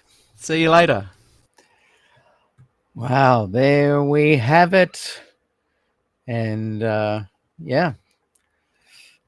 Gillian, you were watching back then and you were watching now. That was the interview with Dr. Niels-Erik Andreasen, part of season 2. So it was season 2, episode 22, and is a replay from 2020. And it felt like it was just live right now. I think some people may have even thought that was a live interview, but we are re-releasing season 2 onto YouTube. And as I said, we're up to number 22. We have our own channel just to host these incredible interviews. And I encourage people to go and check it out. I'm just going to quickly, and how are you going there, Gillian? Good to see you. Hello. Good to have you here. I'm just having a quick look where I put it. I just want to show people. Where is it? Oh, I can't find it. But anyway, if you look up season 2, Des Ford, Glacier View on YouTube, you'll find it. I'll try and put it in the link, a link in the description below as well. Interesting as he was closing there, Gillian. And he was a bit worried about me being in the audience. I thought that was hilarious. And here you were watching. Now it's payback. Payback time. Because last time you didn't get a chance to say anything back. So it's great that you've been watching today and that last minute you've said you'll come on the show. So it's a real treat, everybody watching. We've got Gillian Ford here with us. And interesting, right at the end there, he said, it's really we are the people of the church. It's we who get to decide, not the leaders up the top there. And he interestingly wrote the last chapter in this book. And we, the people, we can be the church. And when we speak up and share our views on Adventism, we get shut down. So I'd love to ask him what he thinks about that 5 years later. And when I read the final chapter, and he's still very positive and hopeful for the future, the big tent Adventist kind of future that he and Larry Geraghty would be sharing. And I think one that, in many ways you and Des shared as well. The big tent Adventism that utopia could happen. It could be. Anyway, welcome, Gillian. Good to have you here. Hello to Angela. She just said hello to me. Then we've got Fred. So I wrote a few notes. Salute, Gillian. So I wrote a few notes, but do you want to? I thought you did a very good job. Why, thank you. Every time you I weren't watched quite these, as fired up back in those days. No, I was more neutral.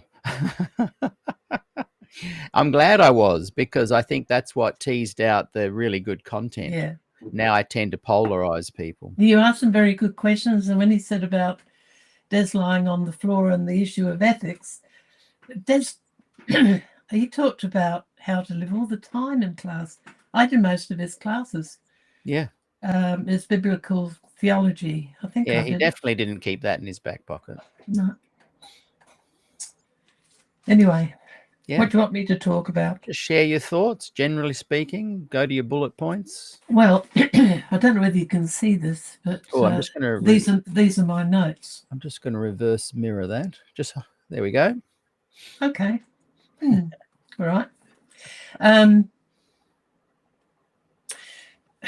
Well, we were very good friends because we socialised when they were over at Avondale, and he was at PUC when we were first there. He left partway through, and because I distinctly remember us having meals there, and we used to socialise a lot with Greta Hartelius, and she was Danish, so often for Christmas or Thanksgiving, Niels-Erik and Demetra would come for that. So we had lots of opportunities to talk. Now, one thing I remember is that Niels-Erik is more liberal, and these issues don't concern liberal people as much because they see things completely different to somebody who's traditional. So I remember him saying to me, I think it was at PUC, he said 1844, and I think this is a good answer, but it wouldn't satisfy a lot of traditional people. He said 1844 was like the Red Sea for the Israelites. The Red Sea was the beginning of the new nation of Israel. For Adventism, it was the beginning of a new church.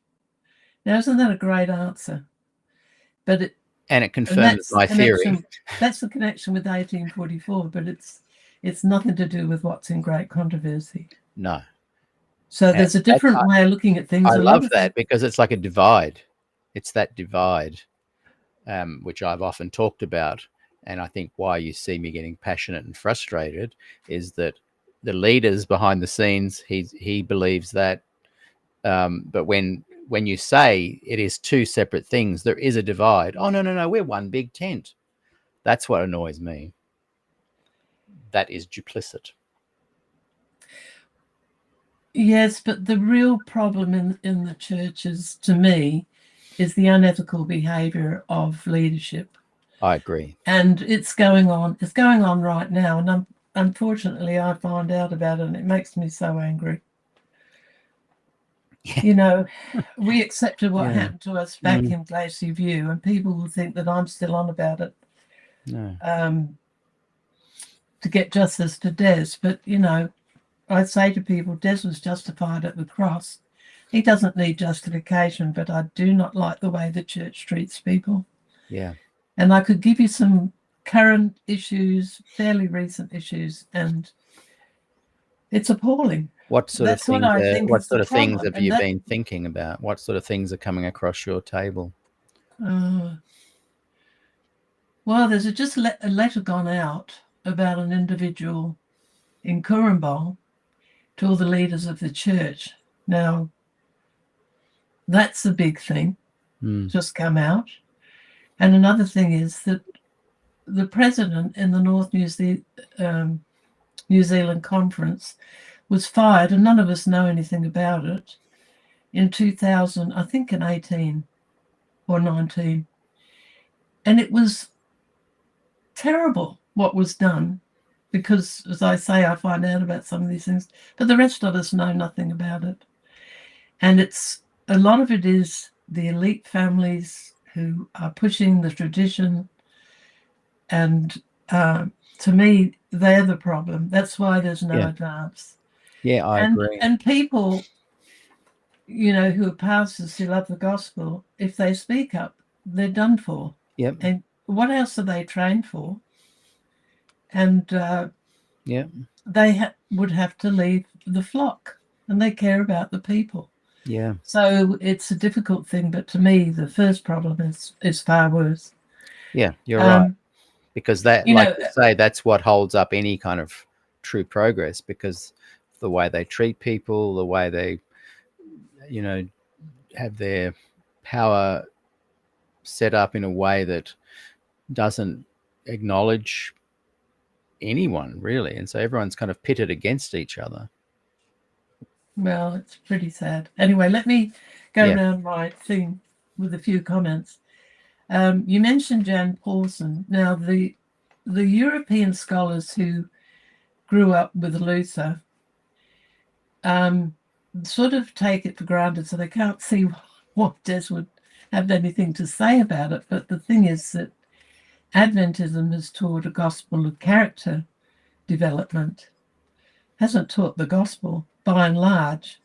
Some people have taken it for granted. A lot of people have come in from other churches and have accepted it. But, you know, one of the big problems, and I've talked about that before, I won't go into it today, is we've taught Wesleyan sanctification.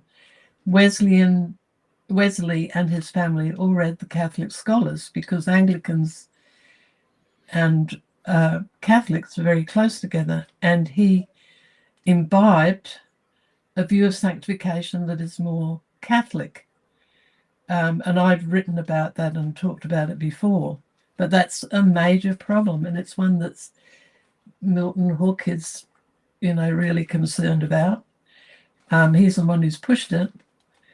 But the Europeans, when it comes to issues like this, they sort of put their hands in the pocket. Now, John Rosier said with Jan Paulson that he taught against the investigative judgment in class at Newbold. But when his students were put out after Glacier View, he didn't do anything about it. Anyway, I've mentioned Jan Paulson. Is that who you meant to say? Jan Paulson? Yeah, right. Yeah. All right.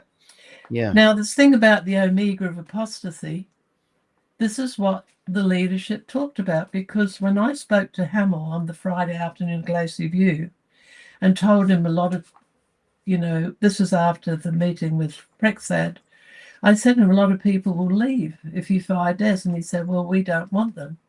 We've talked about this, and in the time of Kellogg, which was the omega of apostasy, we lost 10,000, and we anticipate that we'll lose 70,000, and we don't want them. I was horrified, but he didn't just say it to me. He said it to the Kime family, who started GNU. They talked to him on the phone. I also think I've published the first Evangelica newsletter, and Alan Crandall mentions this incident and says that a president of the college said it to him, used the same thing that I'm telling you. So I've published that as well. So that wasn't just some sort of right-wing thing. They were talking about this. They seriously talked about it. And shortly after that, the book, The Omega of Apostasy, came out, which was aimed at Des. Okay, what else? Yeah. Okay, that committee in 1983, Enoch Oliveira was the vice president. He was there. Duncan Eber, Bill Johnson. It would be Duncan Eber who would have spoken first. He was in charge of the meeting, and he probably made that statement about righteousness by faith. He was very much a righteousness by faith supporter, and he's the one who tried to get Des back in. That was why those meetings took place. Yes.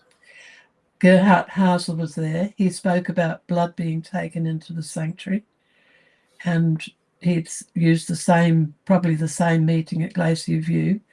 And our men, that was Smuts, Des, Calvin, Edwards, and Noel Mason, and I was there, didn't say very much. They shot him down. And of course, then Richard Lesher was there. Now, behind the scenes, back in 1982, and I've told this story in one of my volumes, probably 8 or 9. I get mixed up what's in where. Is that those meetings in San Francisco at the Hilton in 1980, early 1983, or it could have been late 82, because we got the letters from Wilson, Parmenter, and Taylor, and I published those.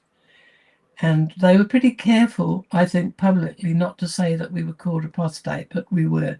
Smuts as well, and Noel.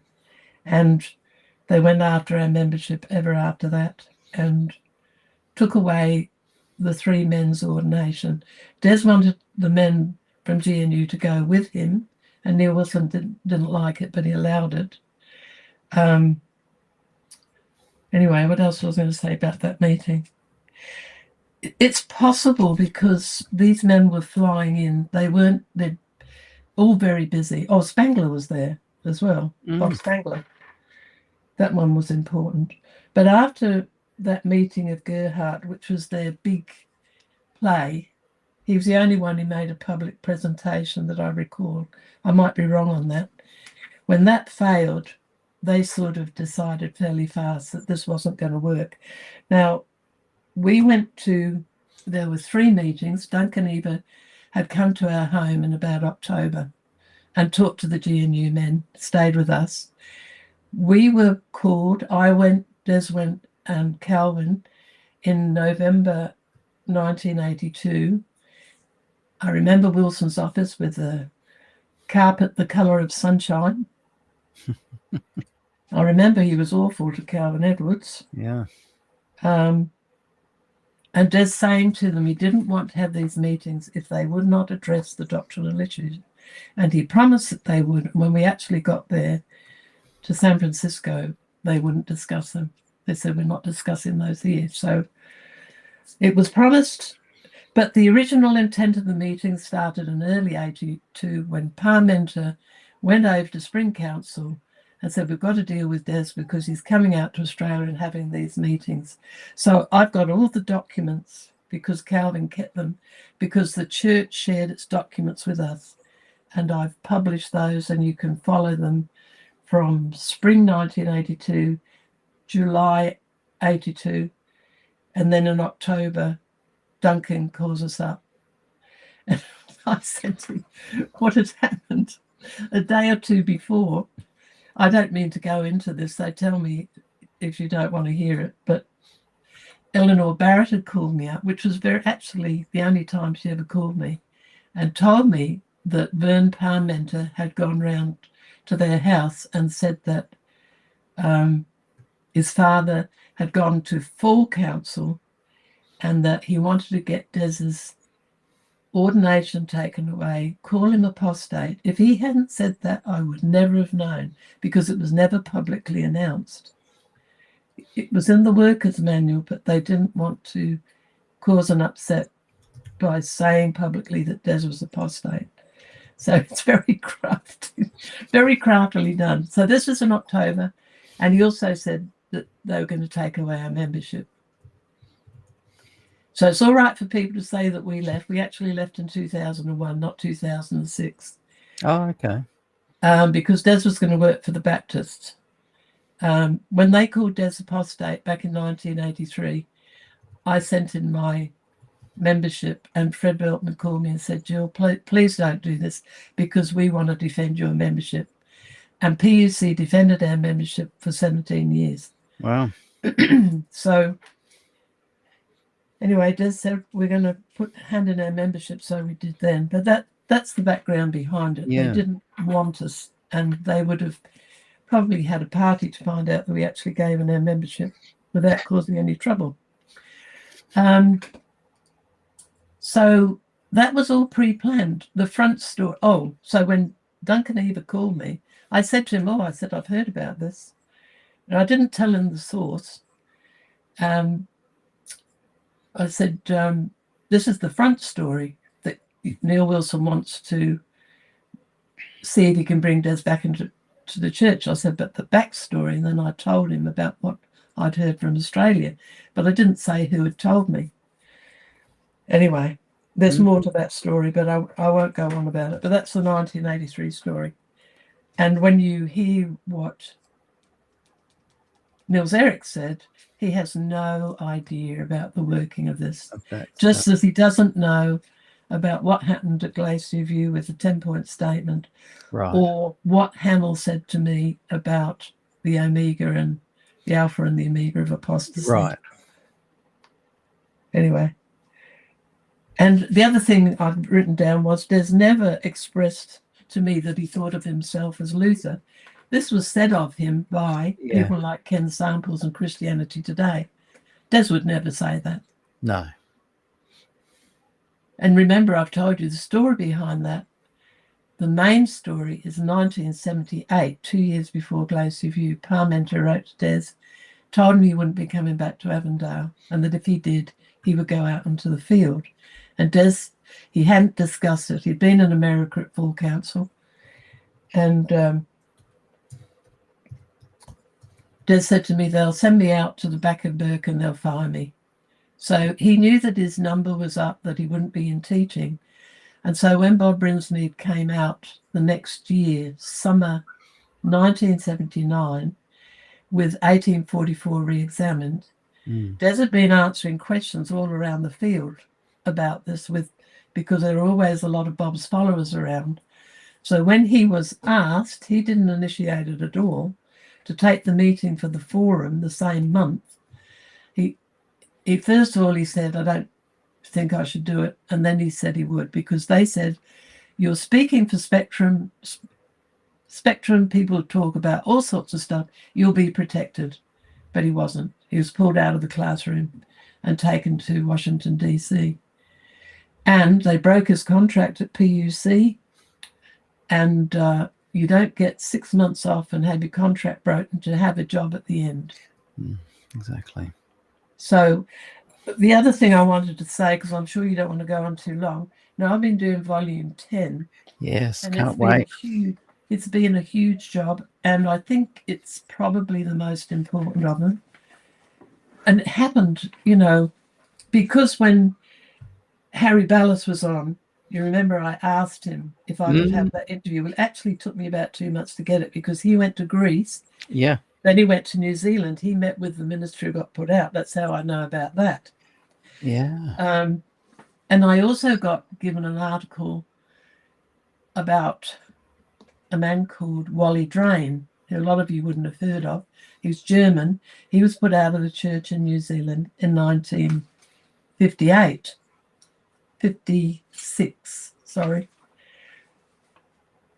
Was it 56? Yeah, April 56.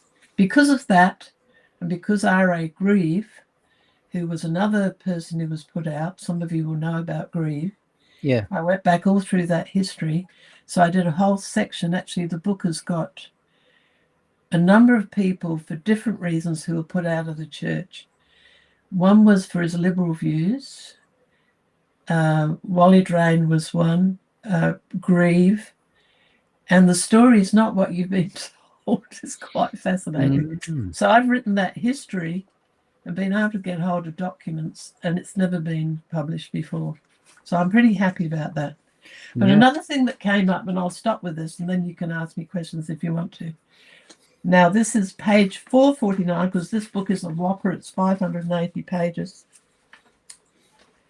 This is 3 pages. This is a letter that I wrote to Neil Wilson before February the 7th, 1980. And I've just arrived in Washington, and I know that Des has been in trouble because Richard Lesher, who was the Biblical Research Committee leader, had come over and he came to visit me. And he told me with great joy that Des was in trouble for leaking documents. And the story was that Dean Jennings, who was at PUC, was calling him, and I know who it was.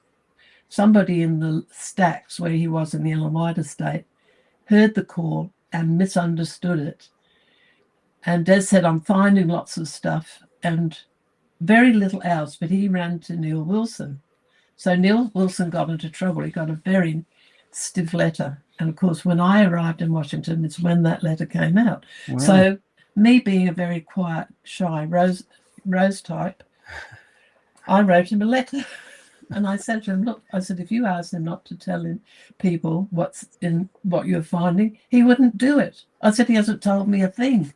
Mm. And I said, I've complained about it. Now, this is you won't be able to see it properly. I won't even be able to. Oh, yeah, you can see it. Yeah. Now, some of the writing is mine, Mm. and that was the fancy paper. Oh, wow. Now, you see that writing up on this bit? Right. That's Jules' writing. Now, I published this letter before. Now, it's a bit complicated, but bear with me because I get this stuff and then my mind goes, what I do is I'm the great organizer. I couldn't do what Gilbert Valentine does or Milton does, but I know where to find stuff, or I'll go looking for it, and I'm quite relentless. Yeah.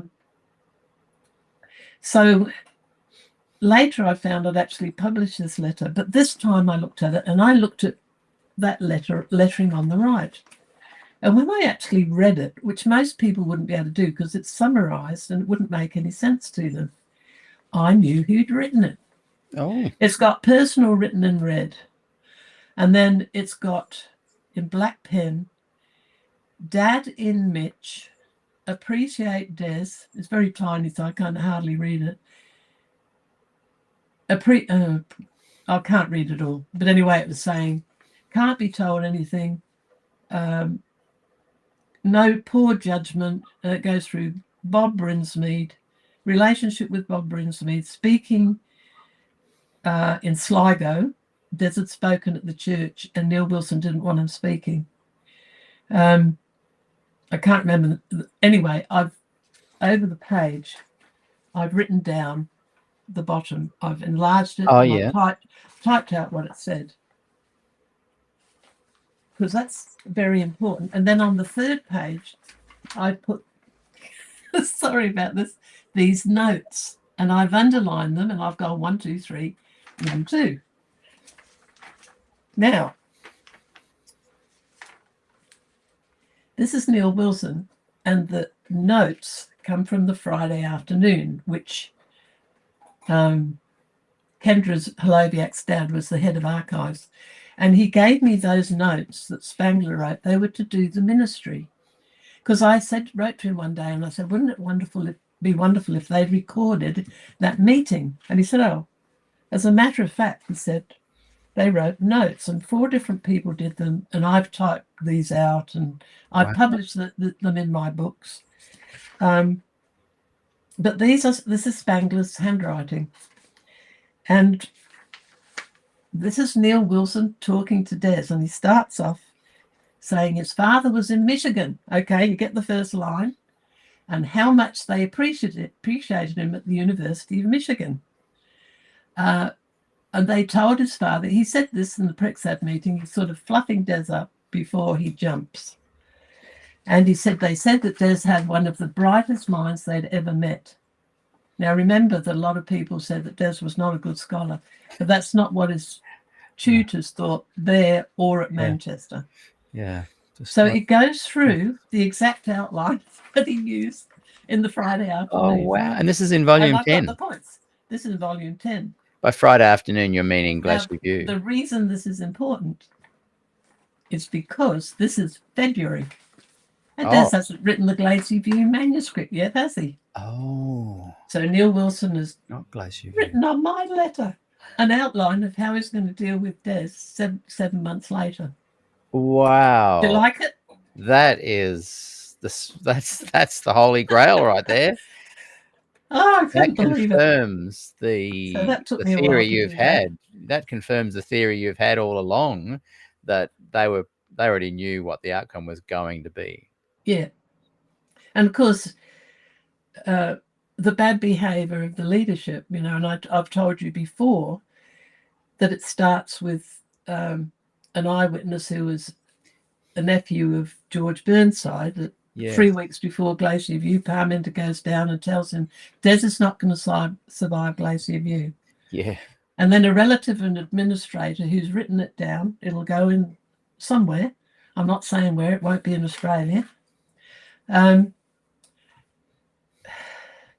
His father asked Athol Tulhurst before he left for Glacier View, have you read the manuscript? No, he says.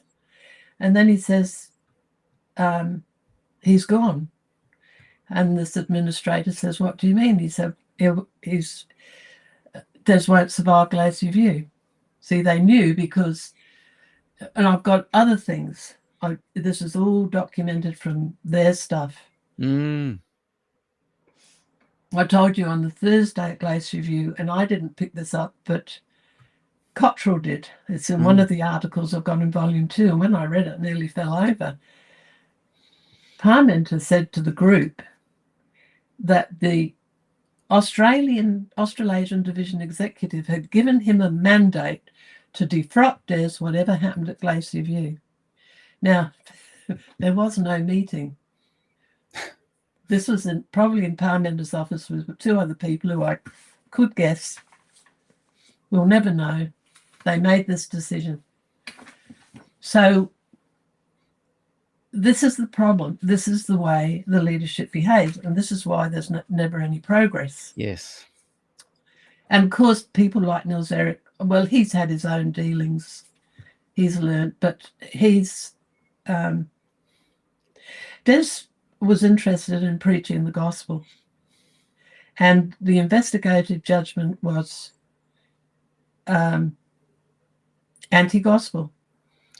Because the Old Testament, even in the Old Testament, it says that our sins are blotted out, they're thrown into the bottom of the sea, and we'll see them no more. And I could go on. The very simple arguments, and the idea that, Adventists have taught taking our sins into the sanctuary and defiling the sanctuary, but blood only cleanses. There's 1, 2, or 3 simple articles that just decimate the investigative judgment. That's why Des went to Glacier View, because Bob Brinsmead had come out on it, and he thought, now he's done this, it's got to be answered. And of course, he didn't plan to go to the forum. And he thought, the 2 men who asked him to go, Wayne and Adrian Zukoski, they both left the church over. They were devastated that Des got put out. Yeah, they had no idea what was about to unfold. Yeah. Yeah. And most people who were there, another thing that I've got in this book, which I had sort of seen 2 little cut papers from the Criterion. All this stuff fits. That's the amazing thing. I get it from different sources. I find different stuff. I put it in order, and then I read it.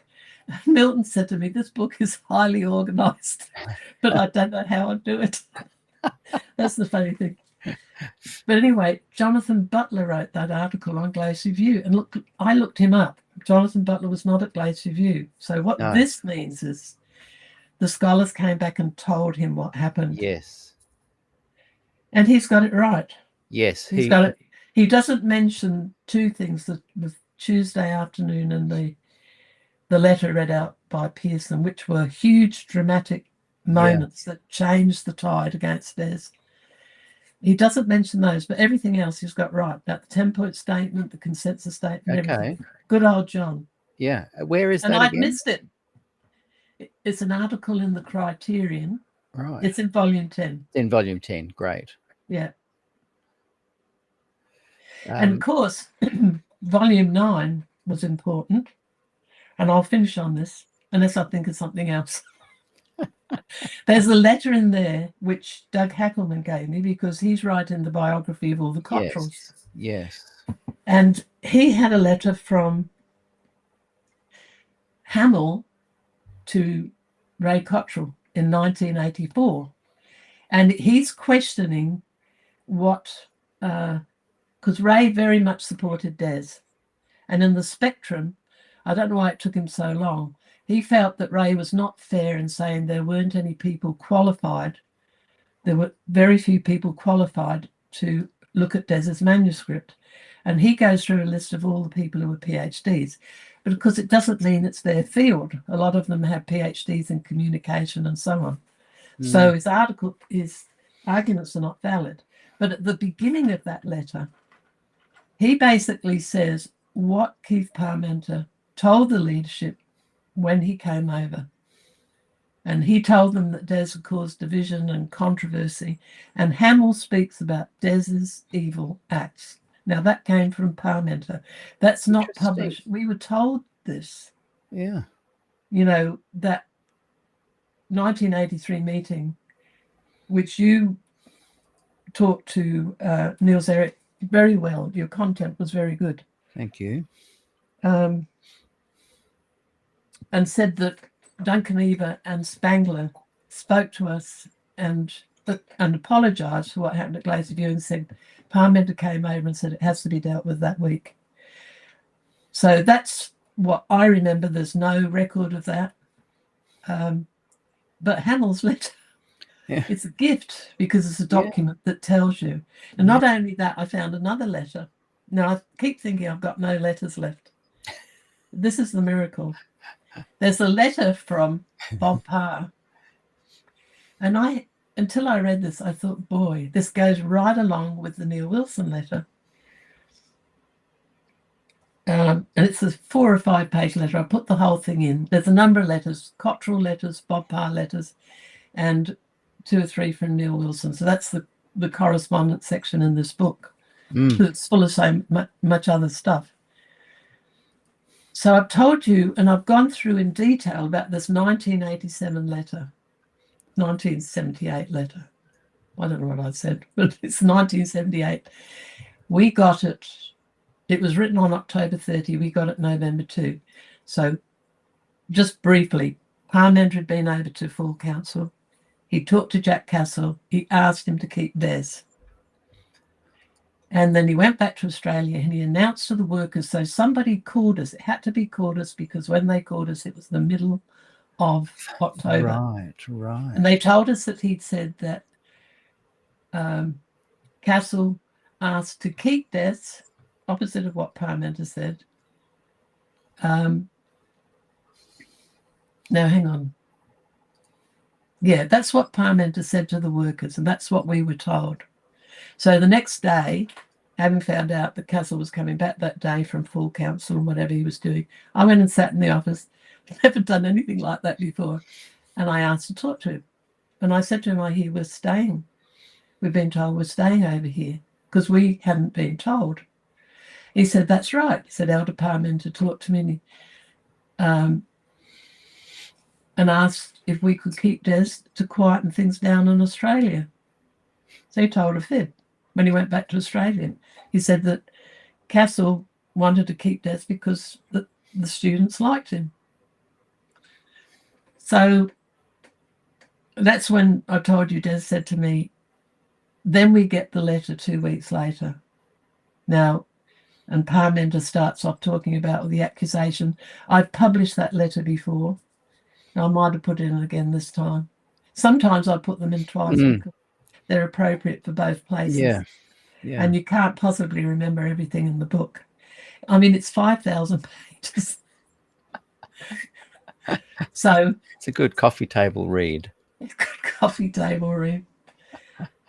So what happened was, and I hadn't realised, was that Des wrote to Bob Parr and he sent the original.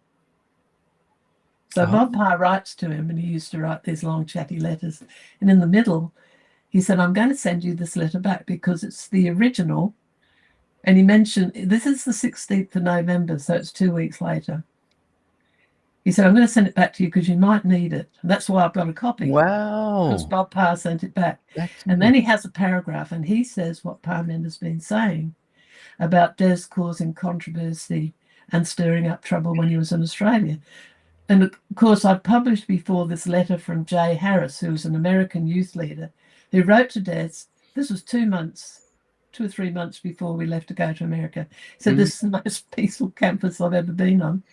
The kids complained about nothing. They were having prayer bands. They didn't complain about the food, the faculty, the classes, anything. So here's a peaceful campus, but Parmenter says Des is causing us trouble in the Hamill letter, and then I've got the Bob Parr letter. Isn't it wonderful? Yeah, so good. Isn't it wonderful? Yeah. And look, to make sure next week, it's funny, in the interview just then, I said in 15 minutes we will be interviewing Lyndon Rogers, and that is the next interview that I did do. Back then, I did season 2 was 4 to 6 interviews a week during lockdown. It was just bang. It was like 2 a day sometimes, and that's how we did the 86 from between May and Christmas, I think. So we're only up to number 22 now. But next week I will play the Lyndon Rogers one, and I speak of that. I hope you get to watch it and maybe come on again at the end. But that was one of the best. That's one of the very best, accurate. and he it's very concise. It's a shorter one, and I'm pretty sure he refers to a letter from Pearson to Wilson, or the other way around, where they say something along the lines of, "We've got to draw a line in the sand here, re Des Ford." My memory tells me that, so I can't wait to watch it again to see if that is said in there, and if so, what letter? Where is this letter? That kind of thing. So if you can join us next week. Bert Haloviak gave me that. It would be in the books. It's in the collection that Kevin Ferris put together. Okay, so it wasn't just in my imagination. No, it's only a little comment. Yes. But I've also got Pearson's letter that was read out on the Thursday in this book. It's in another book as well. But then I've got John Rosier commenting on Pearson's letter. You did. You also posted that on your Facebook sometime back on your wall, and that was astounding. I want to do a show just on that letter when the dust settles a bit. Yeah. Well, look, we might wrap it up. Yeah, I'm hoping to get John on in the next week or two, actually. Now, just a quick, before we say goodbye, I've worked out, I think, how to share just quickly those who want to go and see all of the season 2 interviews. That's the YouTube channel I've set up just for that. And you just wait a minute, I'll get a book. I'll keep talking while you're doing that. So everybody, I'd love you to look on YouTube now and subscribe. The season 2 unedited and complete. So this is where I am posting all of season 2. Yes, we go live here and share that information here, but this is in one place. So go and check that out. Also, while I'm screen sharing, hang on a second, Gillian. I'll just this is the number 10. Line. Oh, this is it, number 10. Yeah. As soon as it hits the shelves officially, let me know, and we will do an interview with you. And we'll chat about. Well, I've told you about the good bits. Yeah, well, that's all right. There was something else I was going to say to you. Oh, you keep going. So while you're just checking that, I just need to remind everybody that tomorrow Frank Marandino is our gospel presenter, and we only go live now into our YouTube channel, Good News Fellowship, finding Jesus at the heart of the gospel. That's what it looks like. And if you go at Gospel Good News Fellowship, you can find us there. So we no longer go live for our Good News Fellowship every week into the SDAQ&A land. We go over there into Good News Fellowship land. So go and look us up there. And one last quick plug for channels and things. I've started, for those of you who have a slightly shorter attention span, it's called SDAQ&A Highlights. Again, it's on YouTube, and I'm trying to upload every week if I can, interviews that I've done, but just the highlights of them. So 20 minutes here and there. I don't think any of them go longer than 20 minutes. They're all, there's 23 minutes, 22 minutes, 27 minutes, 21 minutes, 16 minutes. So if you've got the short attention span and you like to watch SDAQ&A, go and check out that channel as well.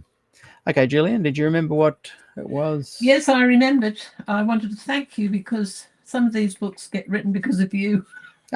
Oh, wow. Well, this What was an because honor. of Harry Ballas, who mentioned this article. That was such a good interview too, wasn't it? Oh, yeah.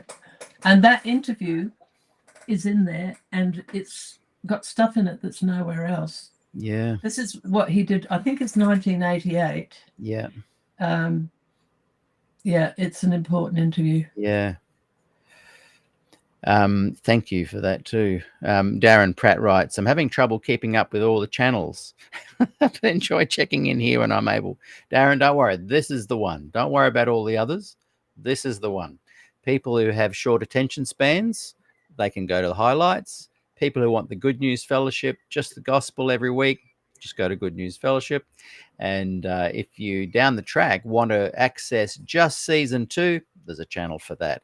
But this is the home, SDAQ&A, where you are watching now.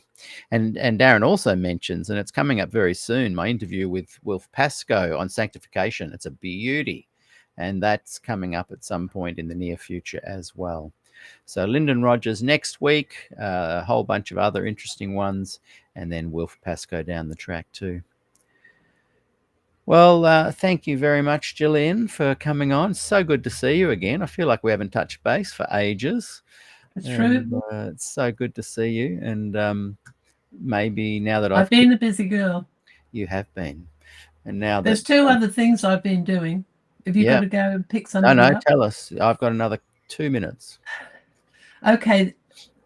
When R.A. Grieve got put out in 1956, about a few months after Wally Drain, this is how I got onto it. I found an article. You're saying, I think Gillian misspoke. Kellogg was the Alpha. That's right. With the yeah. There's been a bit of that. No.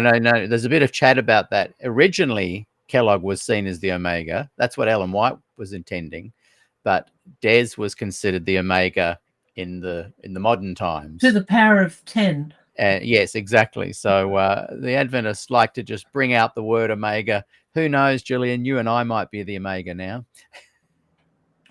So as well as doing that, I found in the paper that Gilbert did last year a reference to R.A. Grieve's answer, because there were 6 people put out in New Zealand, not for the same thing, but within a year. Wow. In the late 50s. 55 to 56. This is what I sort of found in all this investigation. I'm fascinated about that. I'll look forward to reading that. Yeah. So I got that from America. Because I found it.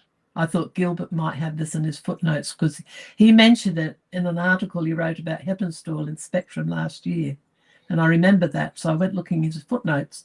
And then I was able to get a hold of that paper. So I decided I put that in the book, R.A. Grieve, because he was on the same things as Des. And of course, he got bad mouth just the same. And his arguments are very cogent.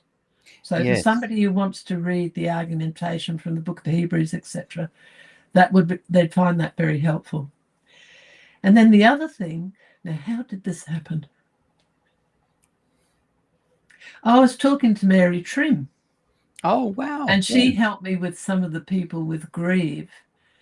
And then she mentioned, I shouldn't mention how she got onto this, but she mentioned somebody else who was a female that she knew. And I had a lot of trouble. I've done a huge lot of work finding it. And I found this person, and I found some biographical stuff. She was around in the 1920s and 30s.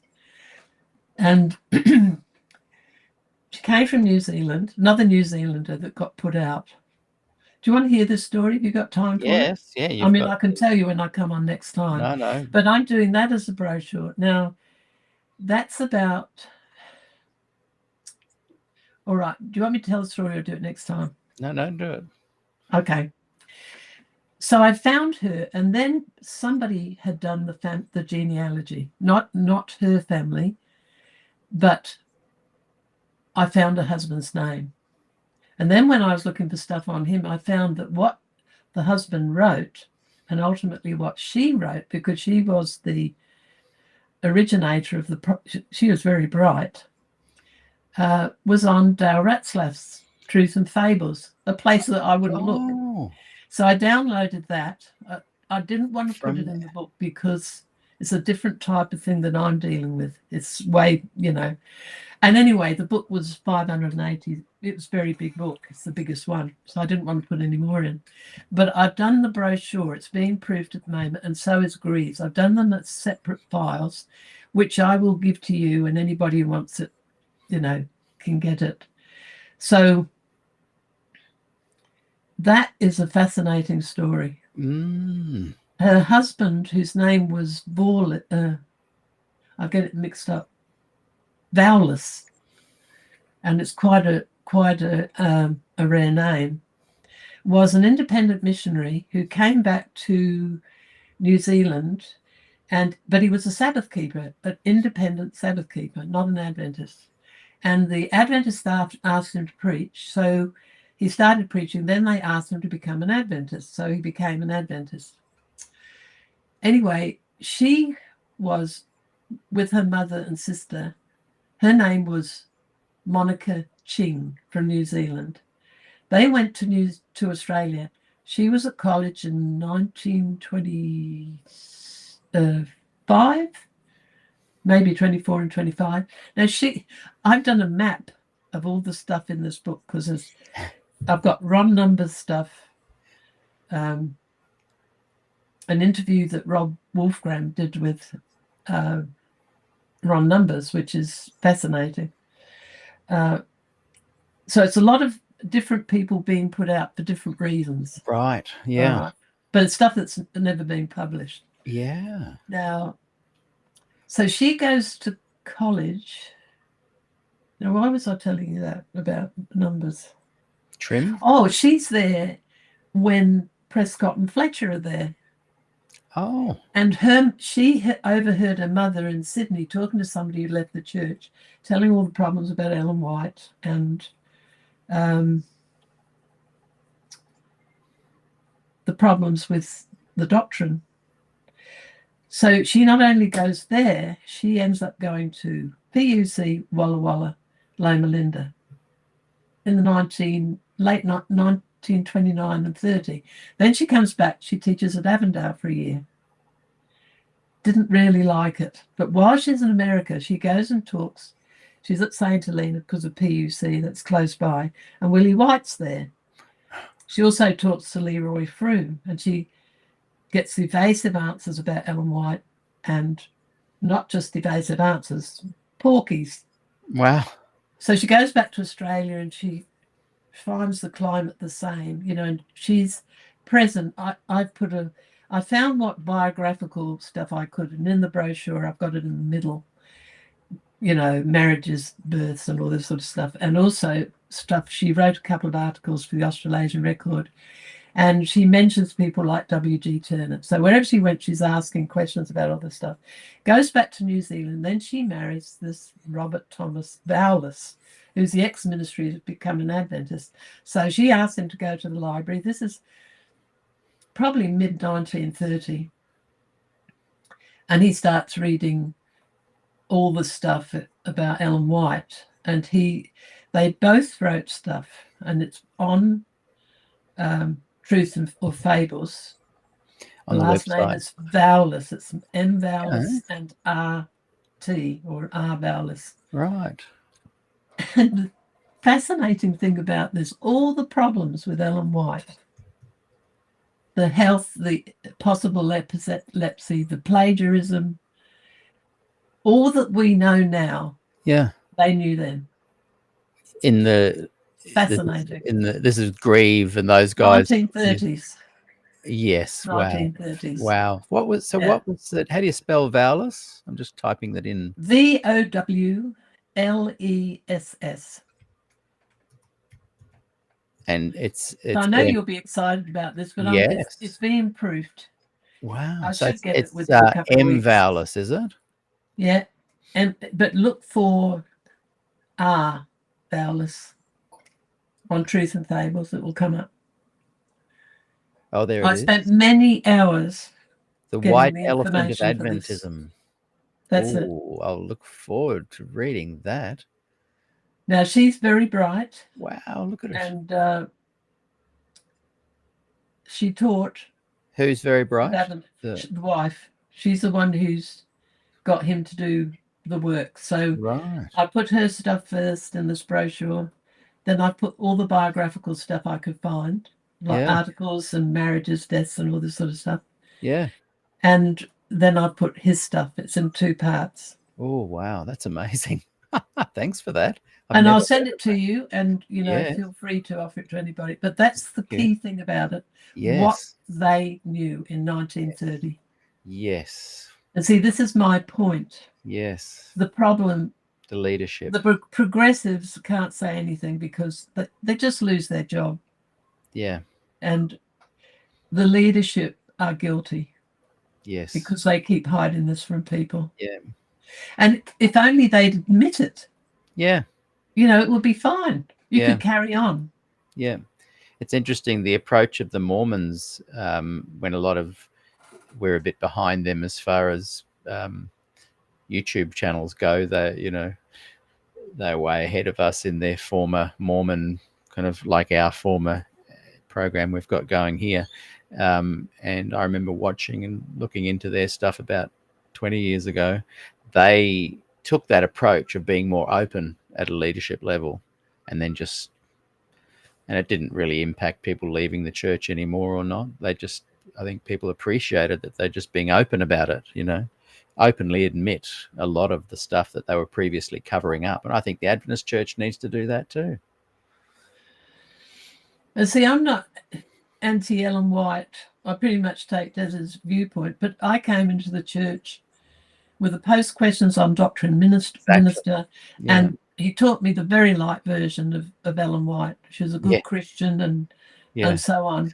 And I had to find out all of what traditional Adventism taught after I got married. It's fascinating, isn't it? Yeah. So for you, it would have seemed like they were making it up. When I saw this, I thought, Peter's going to love this. I can't wait. My ears, you probably saw them prigging up. I can't wait to look at that. Right. Well, I'm going to have to leave it there. That's all right. And BDC has just said, so true, Gillian, to what you just said there. So thank you for joining us. It's so good to see you again. And maybe next week, if you're around this time. Okay, if I'm around, yeah. Yeah, see how you go. I'll be doing Lyndon Rogers this time next week. Oh, one last quick thing, Gillian. Can you, and you already have, I'm just going to do it publicly so I remember, you reached out for me and got contact details of Warren Trenchard and Don McAdams to see if they could come on the show. And you have sent me. Can I just ask again, can you please resend me their emails? I want to try and get them on the show the week after next. I think you mentioned Don McAdams was away and... all right, Don McAdams and Warren Trenchard. I just like to do things live when I think about it, and it just makes me remember it better for some reason. Right. And I will try and get them. I think you said they were amenable to being on the show, but just couldn't write at the moment. So I'd love them to come on. Well, this idea of epilepsy that Malaris Couperus brought out in the 1970s when he was editor, they've got all that in their brochure. Incredible, in the 30s. Oh boy, I've got to do a bit of driving in the next little bit. I'll open it up and put my reader app on it so I can listen to that article on the Truth Fables. Thank you, Gillian. It's good to see you. Thank you, everybody, for watching. And don't forget, if you'd like to join us tomorrow for Frank Merendino Good News Fellowship, you'll need to go to the channel because we're no longer here. Thanks, Gillian. Till next time. See you later. Hold that book up. That's going to be on the show soon. All 9 volumes. I'll get them all together and hold them up. All 10 volumes. Yeah, I'll hold them on high for 45 minutes.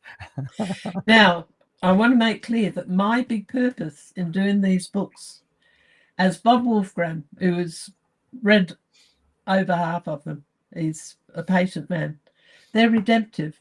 I'm hoping the church will change. It doesn't seem likely. And the big focus is, the church is supposed to take the gospel to the world. That's the last sign. That's what I'm interested in. I'm not it's not out to break anything down or attack. No. Oh well. Okay then. Bye. Next time. See you, everybody. See you, Gillian. Bye.